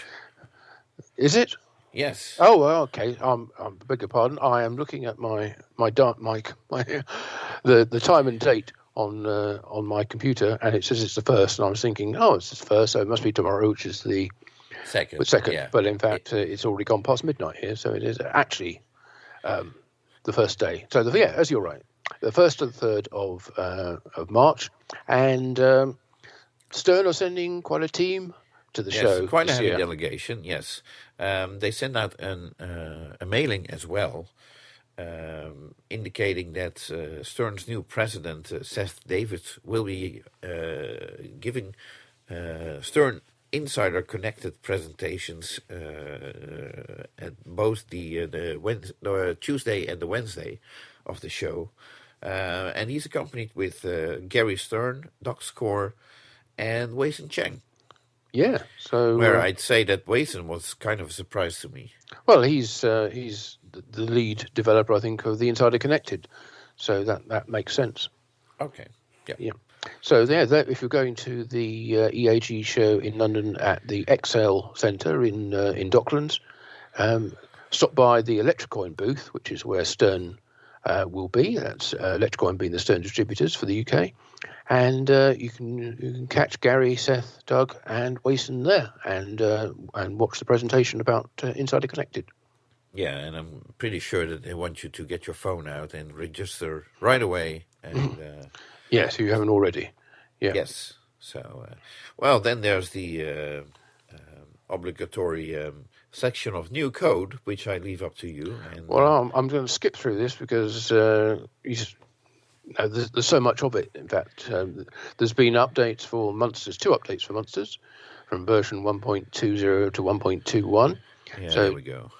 Rush, of course, is the current game on the line, or the current latest title. That's had 2 updates, which is not really surprising, from 0.88 and 0.89. Godzilla, the previous game, that's also getting an update, or got an update to 0.91.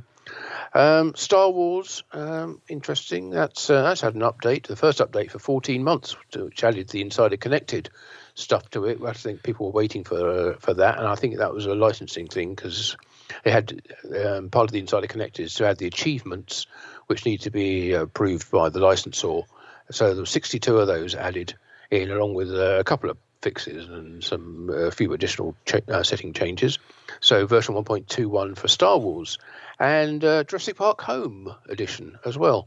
I had a little tweak with some rebalance scoring, a few bug fixes, and a new dead flip skill shot, of course, being a Jack Danger design. There's the tie-in there. Right. Okay. And that sums it up for Stern Pinball. I think it does. Yep. Yes. Yep. Okay. So if you're going to EAG, do give my regards to Gary and the team. Yes, we will miss you. Unfortunately, you won't be there this year. Yes.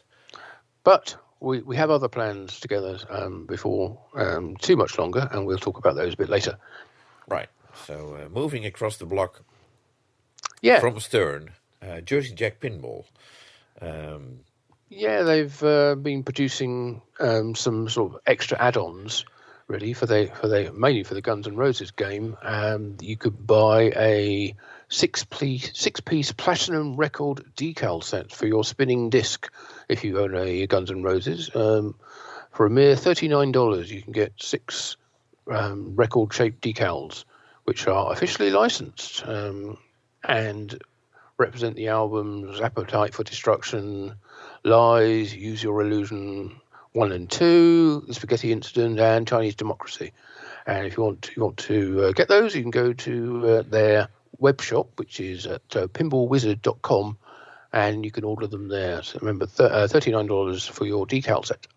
Right. Okay. And I missed it, but apparently there were some promotional Guns N' Roses main playfields available to purchase in the same Pinball Wizard store for $299.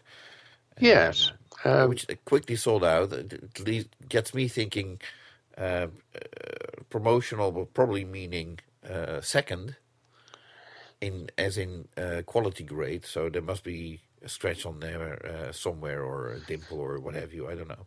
Yes, I was surprised there wasn't a whole slew of sarcastic comments about all the playfields being seconds, or something about the promotional nature and playfield quality. But $299 seemed a pretty good deal anyway for it. And at the time of purchasing, you could automatically sign up to have it signed by Eric Mounier, right, which is a nice feature, And unfortunately, it was only available in the US, and even more unfortunately, it's all sold out, so you can't get it anyway. Right. So we'll see these pop up for $1,000 somewhere. Yes, probably not as promotional, probably as full replacement playfields. Yes. Right. Okay. And then, well, there is some conflicting rumors about the upcoming next title for Jersey Jack Pinball, which is being rumored to be Toy Story. Although that has never been officially confirmed, but I don't think it's that much of a secret anyway. No, I don't think. The rumor is things are never confirmed until they actually are announced, aren't they? True. So the rumor is, on the one hand, that Jersey Jack might reveal the game at the Texas Pinball Show, and the conflicting rumor is that they might not. Well, I think we can guarantee one of those two will happen. Yeah. So remember where you heard it first. But sorry, it appears that the production of Guns N' Roses is coming to an end, which is on the early side, I would expect. as I do recall an email from last year where they scheduled production of Guns N' Roses to be until the early summer, if I'm not mistaken. And in my book, that's not early March. No. So, no, but yes, it's been a long time since we've been able to announce or talk about a new Jersey Jack pinball title. So obviously, Guns N' Roses has been a huge seller for them. So very successful in that regard. Probably their biggest seller, if probably overtaking Wizard of Oz, I'd have thought by now. So it's long overdue, and I think it may even have taken them by surprise how successful it was. And they've got a number of designers there, and they've got a number of designs, and they can't sit on them forever. They need to get them out into the market. So yeah, and we know that. The title you spoke about just now, Toy Story, we think that's been done and dusted for a long time. Right. So well, the good news on that is that software-wise, it should be completely ironed out, I would say. Yeah, it'd be great if they could actually release a fully fleshed out game with complete software in it. Yes, and. We'll just have to wait and see. Obviously, it would be great if it would be at Texas, but we don't know how ready JJP is to take the game into production and what their strategy is once they announce the game officially, whether they want to be able to have hundreds or, I don't know, maybe 1,000 games ready to ship. That's just a number I pulled up from the top of my head, but... Mm-hmm. We both remember Jack saying that he will not announce new games until he has units to ship. So if that is going to be the case for Toy Story as well, then they might do some pre-production, I suppose, before they announce the game so that they have units to ship. Yeah, well, we understand that Jack Guarneri will be at the Texas Pinball Festival. He's giving a talk there. I don't know if there's anybody else from the Jersey Jack Pinball team scheduled to talk there. I don't think so, but you never know. You never know who's going to turn up to that seminar, do you? I would actually be surprised if Eric Meunier isn't there. Yes. Yeah. Well, of course, there'll be Steve Ritchie. I mean, Steve Ritchie's always there. Yeah. Well, Steve Ritchie is announced as a guest. Yeah. And I think there's a seminar with Jack and Steve. That's going to be awesome, and I think it will be streamed live. But we'll talk about that a bit more later, anyway. Right. So, yep. Okay. So that's about all the news I think it is. Find for Jersey Jack Pinball. Moving across the globe, we've talked about the Home Pin factory in Taiwan, where they are working on the This Is Spinal Tap pinball, and there's some news on that. Yeah, towards the end of the month, there was more, but earlier on there were lots of pictures from Mike Kalinowski of various assemblies being produced for the game. This is Spinal Tap, but they didn't sort of explain what they were or how they were going to fit into the game or anything like that. One of the mechanisms being built is a new 3-bank drop target assembly, which is all made out of stainless steel parts and including the springs, and looks pretty impressive. But drop target assemblies are generally quite nice looking devices, I think, from a mechanical point of view. And a 3-bank drop target, we think TAP, would be good to spell that out. Now, Highway Entertainment posted a couple of things, actually. They've announced their Australian agents who will be distributors for the games in Australia. We won't go through who they all are because it's a pretty small. Okay, let's do it. Yeah, okay. So all pinball and Playwell games in Queensland, Pinball Spare Parts Australia, who I think we know well as a parts supplier. They're a distributor for the game in Victoria, and Highway Entertainment themselves are in New South Wales. Right. But also they've been Highway. I think are behind a new website that's been set up, which you saw, Jonathan. I didn't spot that. Yeah, I spotted that. SpinalTapPinball.com, where it basically says that Homepin opened up pre-orders for the game. The website says, well, first of all, it's not a very professional-looking website. It's really going back to, welcome to 1998, the first days of internet, it reminds me of. Yeah, I was a bit shocked because it's actually got quite a few spelling errors on it, including spelling the game wrong, which would be one of the biggest sins, you'd think. It's if you send in an inquiry, which should be an enquiry on there, with an E rather than an I. Is that Australian spelling? No, I don't think so. Could be American, but also it says subject Spinal Tap Pinball Machine Inquiry is auto filled in, and it spells tap with 2 P's, which is a bit weird. But anyway. Well, this is Tap Pinball, so the second P is for pinball. Ah, okay. I suppose. Yes, let's go with that. But yes, if you want to send an inquiry about the game, you can go through spinaltappinball.com, spelt properly, Spinal Tap with 1 P. But there are some details about what's in the game, which I don't think we've seen published anywhere else before. It says it includes a 27-inch back glass LCD monitor, which I think is the same size as the Dirty Jack Pinball one. Right. Also has a traditional DMD display. Has stainless steel ramps, a quick release steel metal lockdown bar, which I think we have spoken about before as an upgrade from the plastic one that was on a Thunderbird game. It says it has original Spinal Tap soundtracks, whatever that means. Cut video scenes from the original movie, replica models of famous tap guitars, and also lifetime PCB support for the boards. Right. For the boards. Mm-hmm. Okay, so so the site doesn't look that impressive, but at least we have a date. We do. The only thing worrying is that it's a pre-order system, and we have seen that go wrong a couple of times.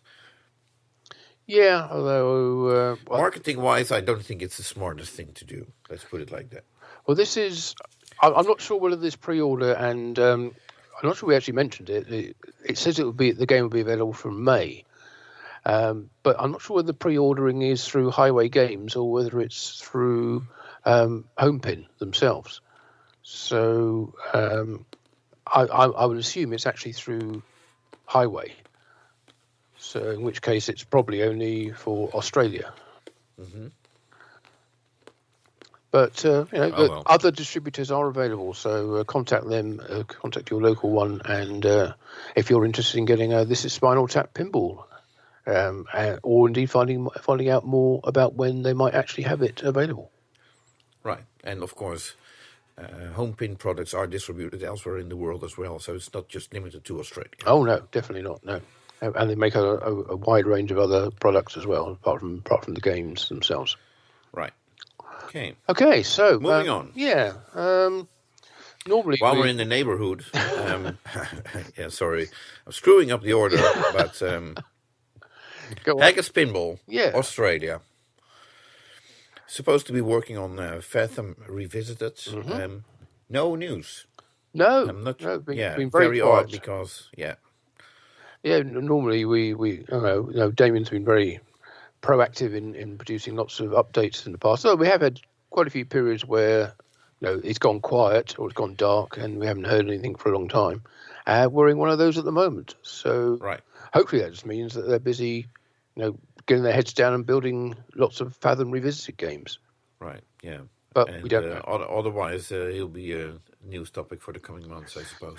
Yeah, predictably, there are plenty of people with theories about exactly why, conspiracy theories, shall I say, about why we haven't heard anything about it, and some natives are getting restless because they haven't had updates on them. But other people have sent emails to Damien to ask him what's going on, and they've got prompt replies with the information they've asked for. So he's just talking to the buyers and not maybe we should not just publishing. Ask. Maybe we should. We'll send him an email and see what's going on. Right. Okay. Back to the order that we had in mind. Deep Root Pinball. Yeah, well, obviously not a huge amount of news coming out of Deep Root because they don't really exist anymore as a company. They're obviously filing for bankruptcy, and there is an auction of the contents of what was I hesitate to call it a factory, but their offices, which was we spoke about last month as being organised, but it's certainly going to be a few weeks away, and I don't think there's actually been a date set when that auction's going to take place. So if we do find out what it is, we'll obviously let you know as soon as possible, so you can get in there and bid for carpet tiles or the notice board off the wall with the production schedule. Right. Well, that's going to be collectible. I know that. Oh yeah, absolutely. Everything will be. Yeah, quite right. But hopefully there'll be some good stuff in there as well. Maybe in some prototype or sample games. Right. So because nobody knows where those went. Well, someone knows where they went, but we don't. Yeah. True. Okay. Well, right. So no news there. So let's head up to Scandinavia and the Pinball Brothers, obviously producing Alien and the LV version. Yes. Yeah, so they're busy doing that and sending them all over the world. They haven't been saying very much about what they've been up to, but they did say that they were planning to have what they call their own little alien invasion at the Texas Pinball Festival. So it's not clear if anyone from Pinball Brothers will be there. Or if it will be a distributor who'll be representing them. But if you wanted to play the limited version of the game and haven't done so up till now, it looks like they will have some available for you to play at Texas. Right. That's about it, really. I can't really say anything more about what's going on at Pinball Brothers because they've been very quiet and just getting their heads down, building games. Well, that's one thing. Somebody needs to do it. So yes, not very exciting, but or fashionable, but it's what the business is all about. Right. Okay. Then moving on to I suppose Spooky Pinball. Yeah. Any news there? Well, I think I already covered it in my newsletter, but. They celebrated a big milestone, being that they completed 100 games start to finish in 3 weeks' time. And that was already at the beginning of February, I should say. But 100 games in 3 weeks, that's quite impressive, I suppose. There's plenty of other companies that don't build that many. Yeah, that's 33 a week. That's pretty good going, I'd say. Yes, and Justin, they also are releasing new game code for Halloween and Ultraman, and what they did was they streamed the new code with all the new full screen clips, animation, new user interface, new modes, and much more on their YouTube channel. Uh-huh. So if you're interested in seeing what the game currently plays like, then look up Spooky Pinball on YouTube, and you'll find it soon enough, I suppose. Excellent. Well, that's good to see that they're adding new stuff to the game still. They've been building it for a while, so it's nice that the game's been given the attention it deserves. Right. So and it's also making me wonder, like if they're building 100 games in 3 weeks, could we see a new spooky game this year? Yeah, you think so, wouldn't you? If they can keep that rate up. And we don't know how many orders there were in total, do we, for Halloween and Ultraman? I think, I'm not sure whether both were limited, but I don't remember. I think they were, yeah, because they sold out very quickly, didn't they, both of them? Yes, so that number is, I suppose it's fixed. So then it's just doing the math of how many did they build and when do we get to see another game. Well, it sounds like it should be announcing something else fairly soon. So maybe at the if not the Texas, well, if not there, then maybe at the Midwest Gaming Classic, which is a bit nearer to them and more their local show. Right. So that makes sense. Okay, so I think that's all the news we have from Suki Pinball. Let's go a little To bit. their, sort of partner in crime, Yeah. as they are collaborating on a game together, which has not been released, but it has been announced that they are collaborating. Mm-hmm. This is Chicago Gaming, Yep. yes, who basically indicated on Facebook that they were having supply chain issues, which were delaying the building of Cactus Canyon remakes. They did ship a number of special edition models, but the limited editions seemed delayed. And they basically said thank you to everybody for their patience as we're dealing with some supply chain issues for Cactus Canyon. They announced that the special edition started shipping, and they will be showcasing places where you can go play Cactus Canyon Special Edition as soon as they know where they are open on locations open to the public while they continue to manufacture more games. That's about everything that they posted.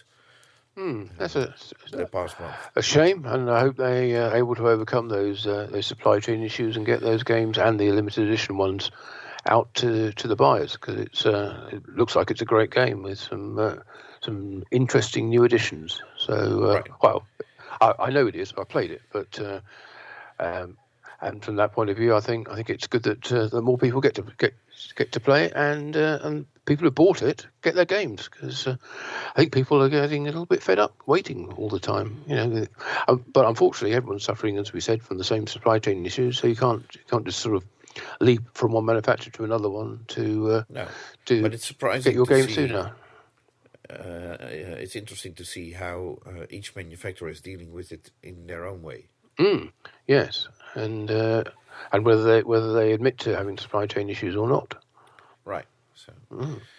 So, well, on to our next favorite manufacturer, Pinball Adventures, who are working on the Punny Factory game, which, we're waiting for progress. And I did see a short video on Instagram showing the completed Punny Factory game with a tagline on it saying that they are starting bug testing on the game, which is interesting because I figured once the design is complete, there should be a prototype which already has been bug tested and what have you. But apparently, that's this one. Yeah, it was just in a track mode. There was no actual gameplay as far as I could see on that video. So yeah, a bit surprising that they're still at that stage. But it's been a long journey to even get this far, isn't it? And I'm hoping that once they got the Punny Factory finished, it won't take that long for subsequent titles to come out, because this has taken years and years. Right. Yeah. Let's hope they get to release them before they run out of money. Yeah. Doesn't seem to be a concern at the moment. Anyway, so that's Pinball Adventures. We'll obviously keep you updated if there's any further developments on the Punny Factory or any of the future titles that they have in the pipeline. It would be nice if the Punny Factory game and other titles would be present at the Texas show. Well, I think. Yeah, we don't know. We'll have to wait to see what's going to turn up there. Right. So. Probably better to get to the. It's a long way from Vancouver down to Texas. So maybe the Midwest Gaming Classic is a bit of a nearer show for them, or indeed the Northwest Pinball Show in Tacoma. Yeah, absolutely. Just over the border. Okay, then in terms of manufacturers, there's one left that is very near to me, literally, which is Dutch Pinball. I texted with owner Barry Driesen this afternoon and asked whether there was any news. He quickly came back to me saying, well, it's basically just the usual. We're building games, we're expanding slowly, and the power supply seems to be okay. Oh, okay, that's good news. So that is good news. And, there's still a lot of people waiting for their game. I did see some comments that it appears that these so-called early achievers, which are people that paid in full years ago and are still waiting for their game, were promised that the games would be built, and 1 out of 4 built games would go to an early achiever. But apparently it seems to look like, and I'm not saying this is true, but some people get the impression that there's more games being built for new customers who pay more money for the game, and that the early achiever games are not at a 1-to-4 ratio being built. So, but they're still building games, they're still in business, so hopefully they get to deliver the early achiever games. I may be imagining this, but I thought I saw some news from Dutch Pinball, or at least from, it might have been from CoinTaker, saying that there was a new batch of Brider Pinbot 2.0 kits available. Did you see that? Yeah, well, I didn't see it from CoinTaker, but I did see Stefan Riedler pointing that out. He's the distributor for Austria. For Austria. Yeah. That he had some new Pride of Pinball kits come in as well.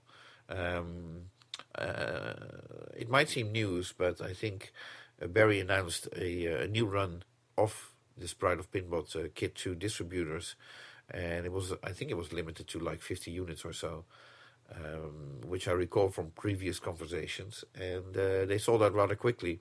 Right. Okay, good. So there was no need to advertise them heavily for Dutch Pinball. Oh, good. Okay. Well, they're still making those as well, then alongside the Big Lebowski games. Yes. So like I said, they're busy, expanding slowly. I'd rather see them expand more quicker, but oh well, we'll see.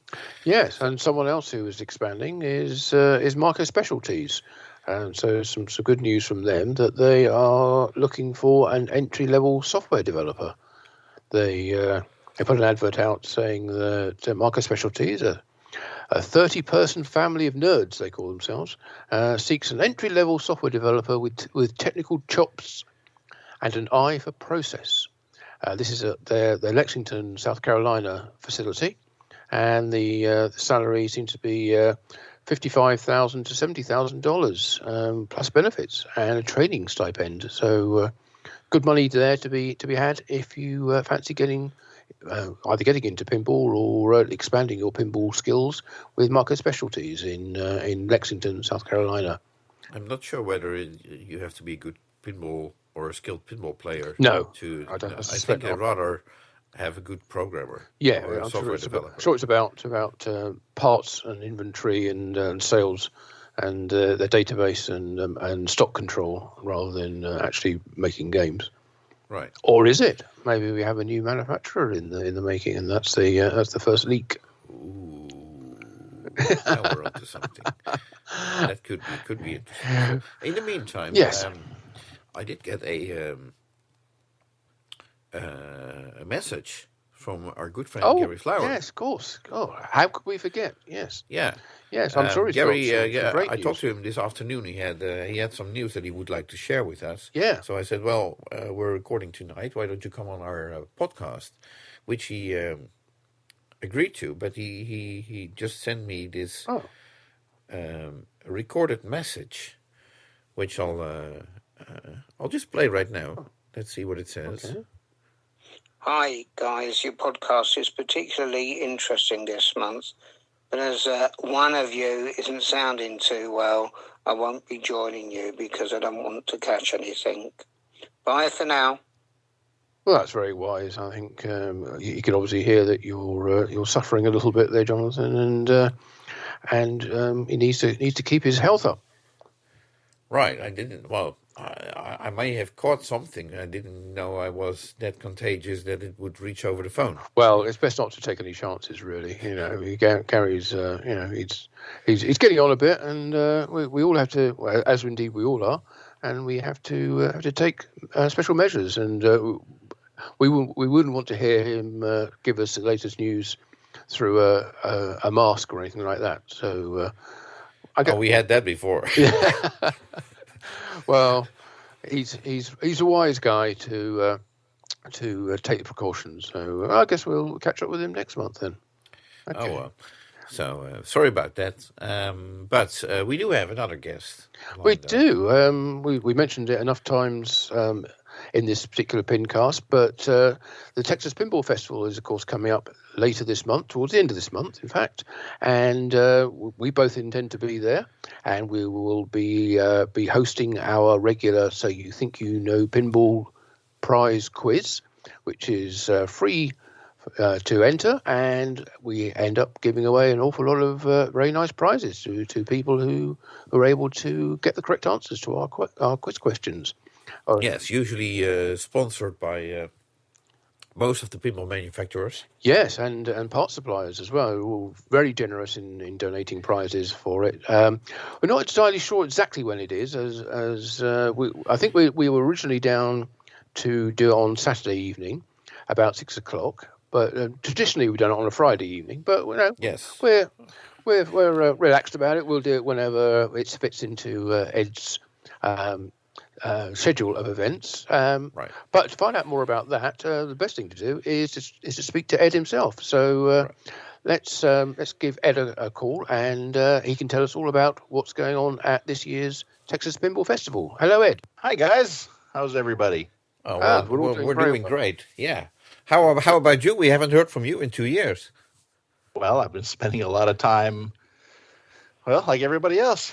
We're all at home or going to the beach or bouncing back and forth between Texas and Florida. But now we have a show to do, thank goodness. So that's all we've been doing for the last couple of months now is getting ready for this big show that everybody's excited about. Yeah. So just for the people who are new to our podcast or PINcast, sorry, and haven't been aware, the Texas Pinball Festival is one of the biggest and probably, well, definitely one of the best pinball shows in the U.S. I will say. But 2 years ago, just before it was about to happen, you had to cancel. And then the year after, you knew a little bit more up front, but you had to cancel again. Right. Yeah, in 2021, we still weren't allowed. There was too many people that were still on lockdown and not able to travel. So we just couldn't do it in 2021. That it would have just been local people. So we wanted you guys and everybody from North and from Europe to be able to come to the show. So we just rolled it one more year, but it looks like everything is open now. I think most countries have relaxed their travel restrictions. So and it sounds like everybody's coming. The main thing is that the US allows us in. I think last time we were allowed to leave the country, but we couldn't have entered the United States. But now it's a lot more relaxed, and that's that kind of sums up the show, doesn't it? It's going to be a lot more relaxed. Everyone's going to be able to finally get their fill of pinball that they've been waiting 2 years for. And I think everybody's going to love the show. We have a lot planned. All the manufacturers are going to be there. So, and I'm really hoping, it's going to be a big show. Nobody's canceled. Everybody's planning on being there.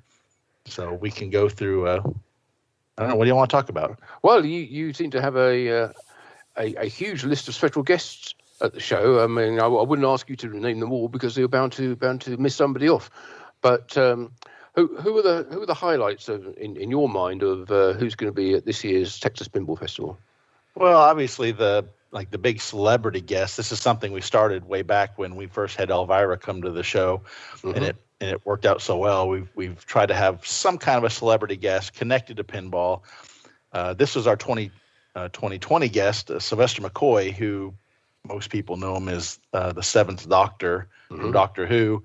He also played Radagast the Brown from the Hobbit movies. Yep. So he has agreed to, he was supposed to come in 2020 when that got canceled, and he's stuck with us. So he's going to come back for 2022. I've talked to his agent pretty regularly. He's currently filming that new Rob Zombie Munsters reboot. He's got a role in that they've said they've worked it around so he can come to Texas. So he's excited about coming. Okay, that's very cool. Yeah. So, and he's a lot of fun if you've never met him. I mean, we're going to have a full-size TARDIS and some of the Doctor Who stuff, and obviously some Doctor Who pinball machines that are there. But other in the pinball world, we got Greg Ferez coming. He did the artwork for the 2022 show. So, those of you that have seen it, that was done by Greg Ferez. Mike Vinegar from Stern Pinball, Scott Denisi. Of course, Steve Ritchie is coming. Wouldn't be the Texas Pinball Festival without Steve Ritchie there. Mark Ritchie's coming. Jack Guarneri, Christopher Ferenczi. Of course, if you can't tell, I'm just reading the list off the website right now. That way I don't miss anybody. Yeah. Right. Jerry Thompson, Jerry Thompson, Kerry Hardy. Of course, you two fellas. Yep. You're our special guests. Thank you. Thank you for having us. Absolutely. I can't wait to see y'all. John Borg just contacted us, just a few weeks ago, right before, right when I announced him that he was coming. Jerry Stellenberg's going to be there. For the first time, Randy Martinez, he is the artist for The Mandalorian and the Stern comic book edition Star Wars pins. Yeah. Right. So he's really excited about coming. Yeah, well, he has no clue what's coming for him. No, he's going to be You're going to spoil him right away. Any other pinball show he's going to do after that, he's going to be it's not like Texas. Yeah, it's true. Of course, Spooky Pinball's coming, and our latest announcements were Jack Danger and Emoto. Of course, they're the Twippy hosts this year. So that's, and of course you have the Twippy Awards too. Yes, the Twippy Awards are going to be live at the Texas Pinball Festival. So we're really looking forward to that. That's always a lot of fun. Yeah, I still remember last time that I walked in there and won a Twippy. Actually, it was that easy. Well, it wasn't that easy, but I remember just coming out of a restaurant, and I think the happy hour was before that. So I was kind of in a happy place, I would say. Sure. And then I won a Twippy. So, but okay, let's not focus on me, but I remember that very vividly. It was a very fun moment for myself. But I thought they did a really good job having it live. I was really nervous that first year that we did it live at the Texas Pinball Festival, but they pulled it off and it came out really well. Oh, absolutely no complaints. Compliments to Jeff and his team. Absolutely. Yeah. Yes. Well, I can tell you this year they're really pulling out all the stops. I mean, the production is going to be so much better. So much. I mean, it's going to be. I mean, the way they talk, it's going to be like watching the Academy Awards on television or something. The stuff they've got planned. Right. I mean, it sounds like you're going to have a huge show there. How are the sort of ticket sales going, and what sort of feedback are you getting about how many people are going to be there as guests? It's been very well. I mean, people are buying tickets. They're buying wristbands. Of course, everybody from 2020 that were held over with us, they're going to be there. But ticket sales have been good. Normally, we print about 1,200 name badges. I think we're up to over 2,000 now. Oh my! So most of them are of course, a lot of them are from holdover for 2020. But yeah, so we're going to have that's just for prepaid people with, of course, VIPs. You guys, all of our special guests. I mean, that's a whole bunch of people. That's not all just paid tickets. I mean, that's all the vendors and all of their crew and all the names that we get. But ticket sales have been good. I think we're going to make it. I was a little nervous there at the beginning, getting all the bills paid, but I think we're going to be okay. Great. Okay. Now, this is held at the Embassy Suites Hotel and the Briscoe Convention Center.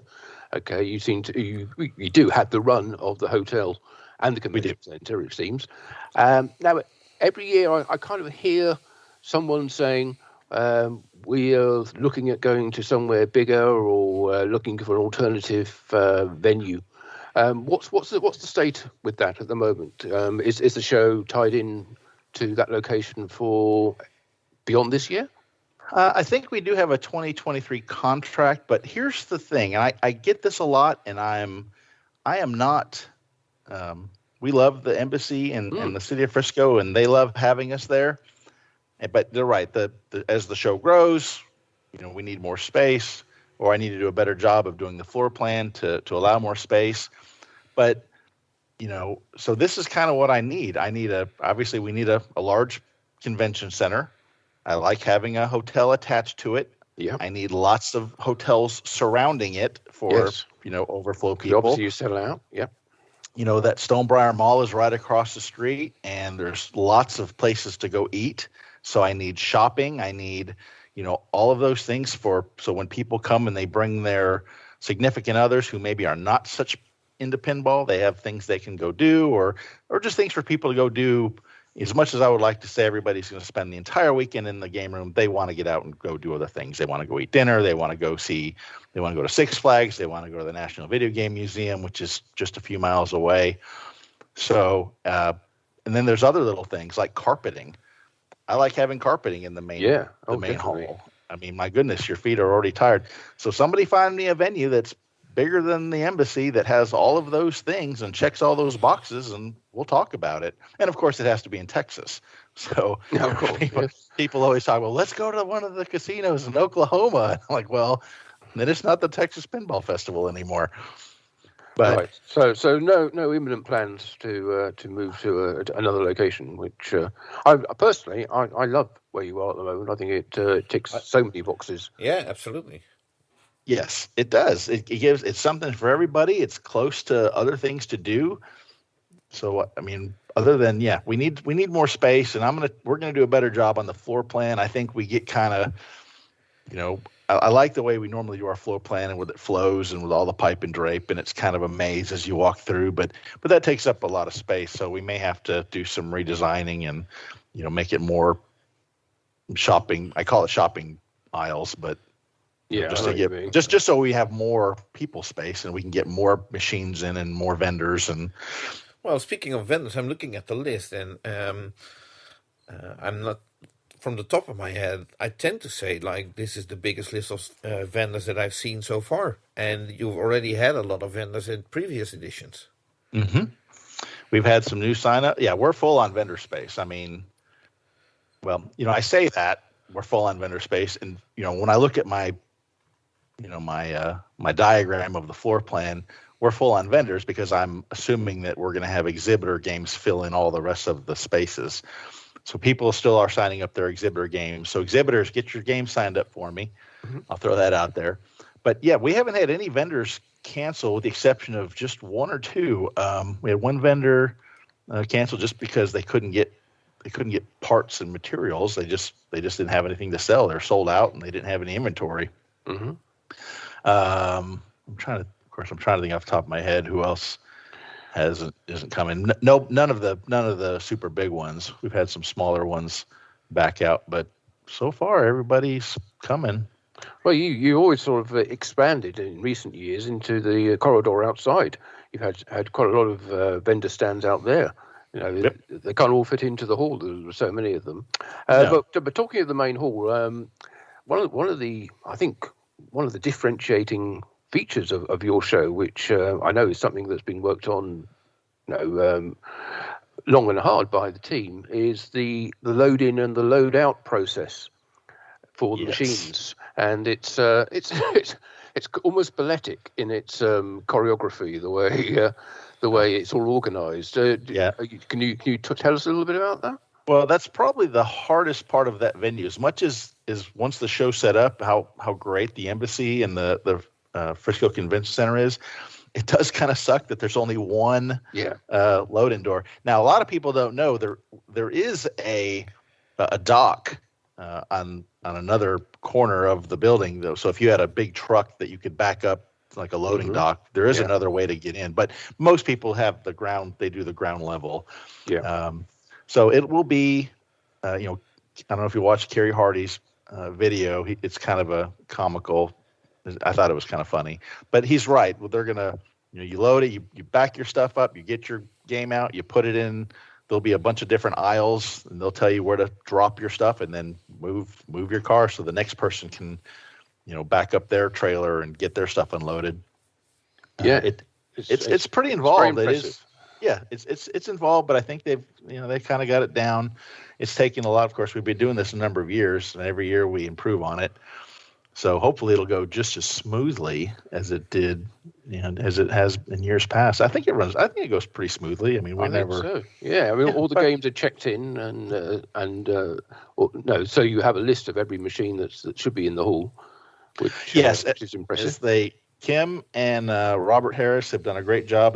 They've created a little, and it's all internet based. As people show up, the volunteers are at the loading dock with their little iPads, and you give them your name. They can pull you up. They know exactly what you're supposed to be bringing. If you've made changes or bringing a different title, if you signed up, an Addams Family, and for whatever reason you had to change it to a Circus Voltaire, they can make that change right there at the back door, just so to try to keep our game list correct. I know, Martin, you usually go around and do an actual count, of course, and Kim likes that you do that because she likes looking at your list compared to what we actually had signed up, just to see what the differences are. Darn, I was going to take the shortcut this time and just use your list. You can do that too, but changes are always made. It's pinball. Changes are always made last minute. Right. But anyways, people, as they check in, they can get them checked in. They can get them over to the registration area so they can pick up their packets, pick up their swag bags, get their badges and their wristbands. So hopefully it's a smooth process. Right. I'm looking at the game list for the upcoming show. I also see some classic arcades, actually more than just a few. Yep. That's getting more popular too. That's coming back. Let me switch over to the game list here. I haven't actually looked at it in a long time. Oh my goodness, it is long. Oh yeah, the classic arcades. Look at that. Yeah, there's a lot of classic arcade games coming. Yeah, absolutely. So, from a haute cuisine point of view, is the food truck court coming back? Yes, I know. Isn't that crazy? Everybody loves the food trucks. So as far as I know, the food trucks, now that's something that, they don't coordinate that with us. They coordinate that with the hotel and the convention center and the Frisco Visitor Center. That's not, they don't, like the food truck people, they don't contact me and say, hey, can I come be a food truck vendor? They do that through the hotel because they know what they're doing. Mm-hmm. Okay. So but the food truck should be there. Of course, the hotel will have their concessions, and then of course there's just tons of dining options surrounding the hotel and the mall across the street and everything. Nobody's going to go hungry. Of course, Hard 8 barbecue. I hear that a lot. Yeah, I was going to mention that. Yeah, it's been 2 years, I just need some Hard 8. I can't help it. Say that again. I'm sure it has several meanings, but we'll stick to the cleaner version of that. The thing is, brisket is not that very well known here in the Netherlands. So whenever I get to Texas, brisket is on my menu. Sure. And a Hard 8 is probably the best place to get it. Yeah. Well. To the embassy now that's a very controversial topic when you start talking about barbecue in Texas, because everybody has their favorites. But yes, in the Frisco area, and I'm sure other people will chime in once they hear this. You'll get messages of other places to go. But Hard 8 does seem to be the fan favorite where everybody likes to go. Yeah. So I was very disappointed I had to miss Hard 8 for 2 years. So. And I hope I'm not saying anything if I'm saying anything inappropriate, no pun intended whatsoever. So many jokes. So many jokes. I know. Yes, if only he knew. Yeah, that's what happens when English is not your native language. So fine. Right, so for all those people who are now desperate to come and were sort of on the fence before and now know that it's going to be full on the 25th to 27th of this month. Well, of March anyway. We're almost there. But I'd say by the time this goes out, it'll probably be March. But yes. So if they want to find out more information and buy tickets, is it too late to pre-register for tickets? Is it buy tickets on the door now, or what's the situation? Well, day-only tickets are available at the door. So some people, they're not going to spend 3 days. They just come. So you can buy a day pass at the show. Mm-hmm. If you want to buy a weekend pass, now of course, like you said, by the time this airs, weekend passes are on sale now at the discounted price, but the price is going to go up to full price on March 1st. Ah, right. So but the thing about, so you can still get a weekend pass online. I think we'll leave the store open probably until, March 10th, March 15th. At some point we have to shut it all down to start packing things up and getting ready to go. Yeah. But if you buy your ticket online, you'll get the wristband, you'll get the printed badge that everybody seems to like. And so if that's something that you care about, otherwise you can just show up at the door and buy a weekend pass too. That'll be fine. Right. Okay. You do always have exhibitors bringing games in. Are you still looking for games for people to bring in games? We will never turn away games. Now, of course, like I said, I'd have to go ask Kim. Of course, I'm looking at the list here to ask how many actually these games are for exhibitors. Now, you can look at the list and see a lot of them are American Pin. They're going to go in vendor booths. American Pinball's bringing a ton of stuff. Let's see, Marco Specialties and Fun Superstores are going to bring a bunch of Sterns, and so those will all go in vendor booths. But the actual exhibitors, the people that bring in a game and get a free weekend pass and the swag bag, I'll have to see what the actual number is. But I won't turn those away. We'll find a place for them if we have to, open up side rooms or something like that. But we've never gotten to a point where we just didn't have any room. We'll rearrange the floor plan on the fly if we have to make it all fit. Right. Okay. So if people want to show off their game, because that's something that's really a Texas Pinball Festival thing. It is. People really showing off the games that they refurbished and modded and repainted and God knows what they did to it. But Texas, there's so many games that look better than when they came out of the box originally at the Texas show. That's really amazing. So if people want to show off their game and possibly win a Best in Show award for that, I suppose they should go to texaspinball.com and get in contact with you guys. Well, they should. Of course, it always sounds like a big infomercial, but really the website is the key. I mean, it's anything you ever want to know. If you're thinking about bringing a game, there's a whole page about being an exhibitor and what all that entails.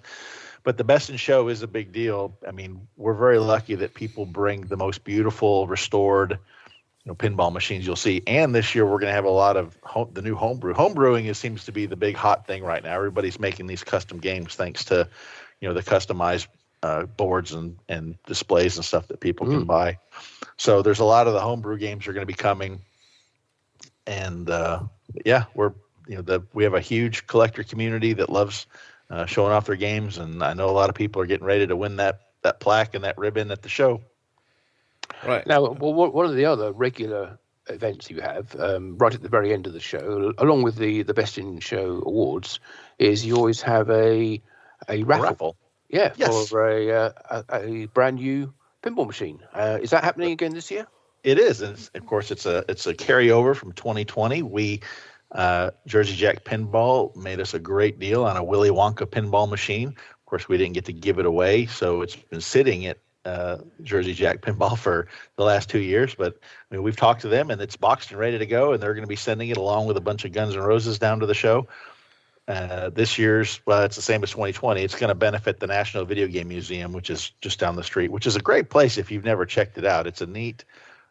It's more home console games and classic arcade games, but it's a lot of fun. And people that come to the show, they get in for half price. They show me a wristband and they'll let you in for half price. It's something else to do while you're at the show. But yes, we'll be raffling off a brand new Jersey Jack Pinball Willy Wonka pinball machine. Right. Wow. Okay. That will have appreciated in value in the 2 years since since you originally gave it away, along with everything else. Right. So, speaking of events at the show, at previous shows there used to be seminars. Now the show is not that known like other shows for their seminars, but are you doing seminars this year as well?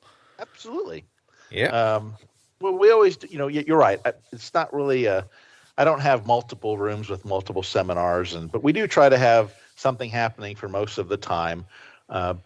So I've got the list here in front of me of what I have so far, and I can run down it real quick if you like, or we'll have it up on the website here probably in the next day or so. Okay. But I can tell you, so on Friday... Scoops, people, these are scoops, because they're not on the website yet. It's not on the website. So on Friday at... Oh, I didn't even put the times down here, so I didn't write the times down. Mirko Playfields is going to have a seminar, and they've titled it The Forgotten Tales. I guess he's got something really cool he wants to show people. Fast Pinball is going to be doing a seminar. Of course, Jersey Jack Pinball will be doing a seminar with Jack Winery and Steve Ritchie. And, of course, Friday night will be the TPF Big Smoke for those for you that partake in the cigars, and that'll be out by the Cypress Bar. Mm-hmm. Saturday... It is, and it's a lot of fun. I mean, a lot of people. I'm surprised how many people show up to that thing. That's just something silly that my friend and I started doing years ago, and it just grew and grew and grew, and so now it's a thing. Of course, Saturday is the swap meet. Everybody's. Yep. I was going to ask about that next, so thank you for confirming that. Yeah, there'll be the swap meet. We've got a seminar called How to Find, Buy, and Own Your First Pinball Machine. That'll be by Nick Greenup. So probably 20 years too late for me. Well, you know what, you say that, but you know how many emails I get right before the show from people that says, hey, we're brand new. We're super excited. This is going to be our first Texas Pinball Festival. Can you help? Can you help me? And of course, I'm so busy trying to get ready for the show, but I think there's so many new people that are getting into the hobby, whether you like that or not. But anyway, so that's going to be one of the seminars. I think that'll be a good one. American Pinball will be doing something. I've got one called Restoration and Re-Themes with Ken Head and Jeff Miller from Pinball Pimp. Mm-hmm. Multimorphic will be doing a seminar. Scorebit will be doing something. Right. There's this little one called So You Think You Know Pinball with Jonathan Jewson and Martin Ayu. But I hear that sucks. Yeah, I'll be with that one. It sucks so bad. I've had y'all doing it now. How many years have y'all asked y'all back to do it? To be honest, I lost count. We are in. Are we in the bar doing that again? I think so. I think people enjoy that, don't y'all? Yeah. Oh well, we certainly enjoy it in the bar. Yeah. Yeah, it's happy hour and happy hour at the embassy. Now I'm going to tell people free drink, a lot free of people, gifts. Well, see, and that's just it. I don't know that the embassy. We haven't confirmed that. Of course, that's not anything that's in the contract. That's just something the embassy has done for years and years and years. I don't know if they're still doing it or not. I can't imagine they're not going to do that, but we'll see. If not, there's going to be a lot of upset people at the Texas Pinball Festival. Well, we'll sort it out when we're there, because we have an extra day this time, because previously we've always been on Friday. So we've got Saturday so we've got an extra day to sort out the PA. There you go. We're no longer opening the show? I can change you back. We'll talk about it. I mean, I can, until I actually get the programs printed and the banners printed with the show schedules, I can change all this. I can change it all around. Of course, there's going to be an autograph session on Saturday as well. And then, of course, the big one is the TWIPY Awards. Will consume the rest of the whole evening. And then, of course, Sunday, the only thing I have scheduled is the award ceremony and the raffle drawing on Sunday at the close of the show. Right. So I do have a couple of spots available. If I can find something to fill those that I think would be a good one, then we'll do that. But otherwise, I think it'll be a pretty good lineup and give people something to do. Yeah, sounds a very impressive list of seminars and talks. We look forward to that, and I shall be there, of course, to report on them and photograph them. Are they going to go online? Do you know? This is probably a level of detail you may not know at the moment, but will they be available? Streaming the seminar? Streaming or recorded? I think so. I think we have our guys try to set up a stream to the Texas Pinball Twitch channel, or there's going to be so many people in there streaming these things. Yeah. I can't imagine you'll find a place.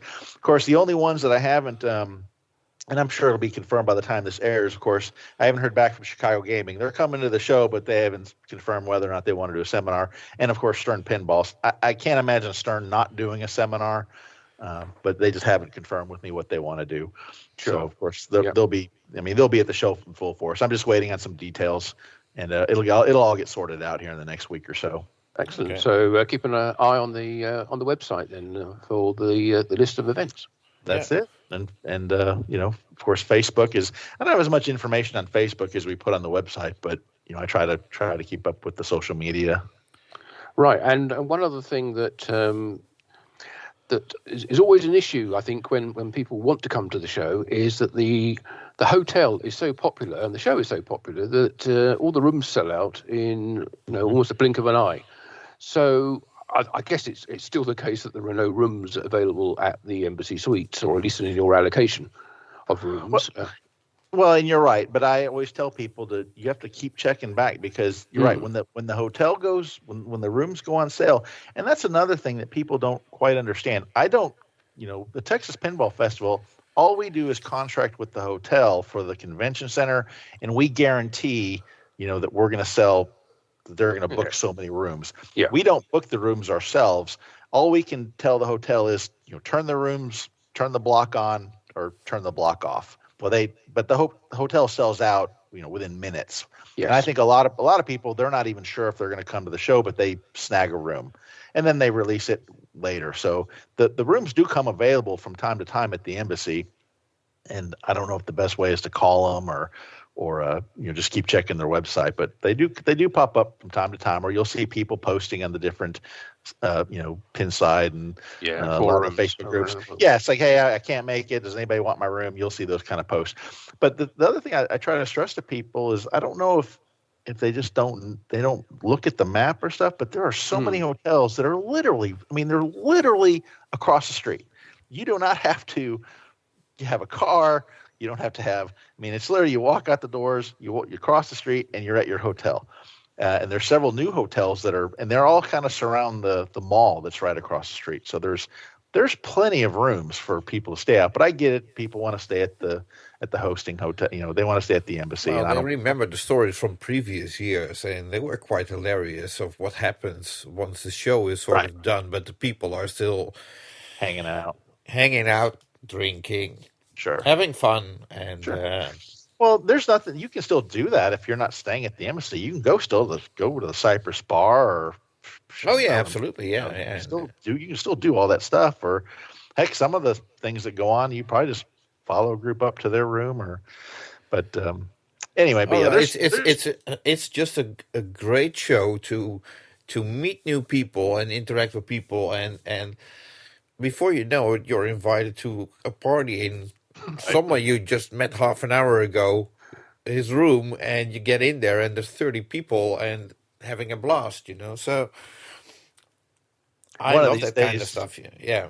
One of these days I'll get to go to some of those parties. I don't get to go to those parties that much. So I hear about them. I hear about them all the time, and I get invited to them, but I'm so busy. And by the time the show is done, I'm just ready to go to bed and get up and do it all over again. So I'll head off to Florida and spend a few weeks soaking up the sun.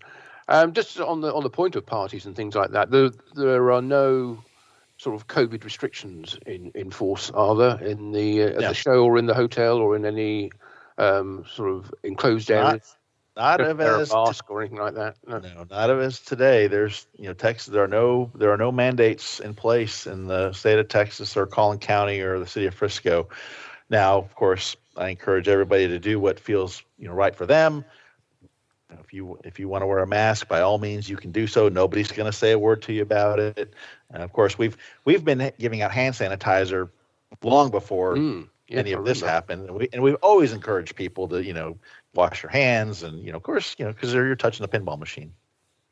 Yeah. But no, there are currently no restrictions in place. Not by us, not by the embassy. That's not my place to tell.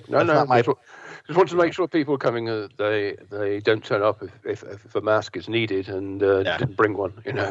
Right. No. Okay. And there's still no limit on the number of games that you can put in a hotel room. No, you fit as many in there as you want to, Jonathan. Okay. If you can get them in the elevator, you get them past the hotel checkout or the hotel check-in, I guess. We'll find a way. Yeah, yeah. You can always dress them up as something else. I'm surprised y'all didn't bring up the breakfast at the embassy that they offer every day. Yeah, well, it's a great breakfast. It's a very good reason to get up early if it wasn't for the swap meet already. But no, that's absolutely a valid point that you bring up. Well, how late do you make it to the swap meet, or do you guys stay up too late to get up? No, always we stay up too late, and still we make it to the swap meet. Yeah, I hear that a lot. Take the pictures and grab any bargains that are going out there, because there's always some good deals to be had. And when those trailers turn up and they crack open the back and everybody swarms around like bees around a honeypot just to see what's in there. It's always interesting. The only problem right now is, and we've had that problem in the past, but I suppose it's only getting bigger. Being in from Europe, it's very difficult to bring home a game. It doesn't fit in the overhead department in the planes, and they really don't like you walking on board with the back boxes and that kind of stuff. So that's a bit of an issue, because I always enjoy the swap meets, and it pains me to see I'd like to buy that and I can't because I can't take it with me. Well, now parts and stuff I think you could take with you, but even a pinball machine, if you were ever at a place where you could find somebody to help you ship internationally, I would think the Texas Pinball Festival would be it. There's so many vendors and so many, the manufacturers are all there, and they all ship internationally. You would think they know how to do it. So yeah, okay, I bet you can find somebody to help you. Buying a game cheap and then shipping it doesn't mean that it's still cheap. Yeah, the shipping part. Days. The shipping part kind of kills it for everybody. Yeah. So, but absolutely, the swap meet is great. I've done some great deals in there, so I'm looking forward to being there again. Yeah, and I've got some, and I still have two, and you probably don't remember, Jonathan, but you bought a book or something, not the magazines, but you actually bought a book, and I bet it's been 2.5, 3 years. You had it shipped to me so I could give it to you at the Texas Pinball Festival, and I still have it. It's still in the package. I was just looking at it the other day, so I need to remember that. That'll be the one thing I forget to bring to the show. Well, if you bring it to the show, it will be like a present to myself, because I don't remember what I bought. Yeah. I've never opened it either, so it's addressed to you, and you remember. I remember you telling me about it. So anyway, we'll get it sorted out. Yeah, excellent. So, it's been great having you on the show. Yeah, we're looking forward to the upcoming show. It sounds like it's gonna be a killer edition. Gosh, I hope so, fellas. I'm so ready to make all these people whole that have just held with us, and that have saved the show. Really, I mean, so I just want to get everybody a good pinball show and get through it. I'm sure you will. And the action starts at 5 p.m. on Friday, March 25th. Is that correct? That is correct. And runs through till Sunday 2:30, where you do the closing ceremony. So correct. If you want more details, texaspinball.com is the website to go to. And thank you very much indeed, Ed VanderVeen, for telling us all about this year's show. And we look forward to seeing you in a couple of weeks' time. Thanks for having me on, guys.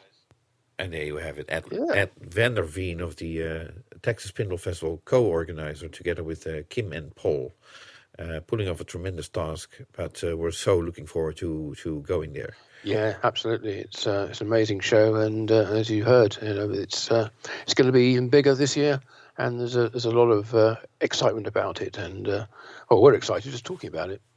Right. So okay, well, that rounds it up for this month. In case you're attending the Texas Pinball Festival, and in case we are looking forward to see you there. Yes, and if you're going to the EAG Expo, International Expo, the next day or so, I'll be there on Wednesday. So if you're there on Wednesday, I hope to see you there. Right. I will not be there on either Tuesday, Wednesday, or Thursday. I blame ticket prices, which is ridiculous, because in January I could fly over for $5. Seriously, $5 for a return ticket. and now it's just out of my budget. Sorry. Yeah, it's a relatively small show, so you wouldn't want to. In terms of pinball, that's anyway. Part of the consideration. Yeah. I was told up front that Electrocoin would be the only distributor present with a couple of Stern games. None of the others distributors are present. So, no. As much as I like to catch up with Doug Score, Gary Stern, and introduce myself to Seth Davis, I really hope they make it to the Texas show so we can do the formalities there. Yeah, I'm sure they will. So we won't see you, or I won't see you there, but we will hopefully see you or speak to you again next month, when we'll be looking back at all the events that took place in March 2020, including, hopefully, the Texas Pinball Festival. And who knows what will come from that and around that time, what new games are going to be announced. So it's going to be an exciting month. We're looking forward to it. And we'll be back at the end of March or the start of April to bring you all the news. Right. Okay, so that's it from me. My name is Jonathan. I'm the editor of Pinball Magazine. Bye-bye. And from me, Martin, editor of Pinball News, goodbye and see you next month.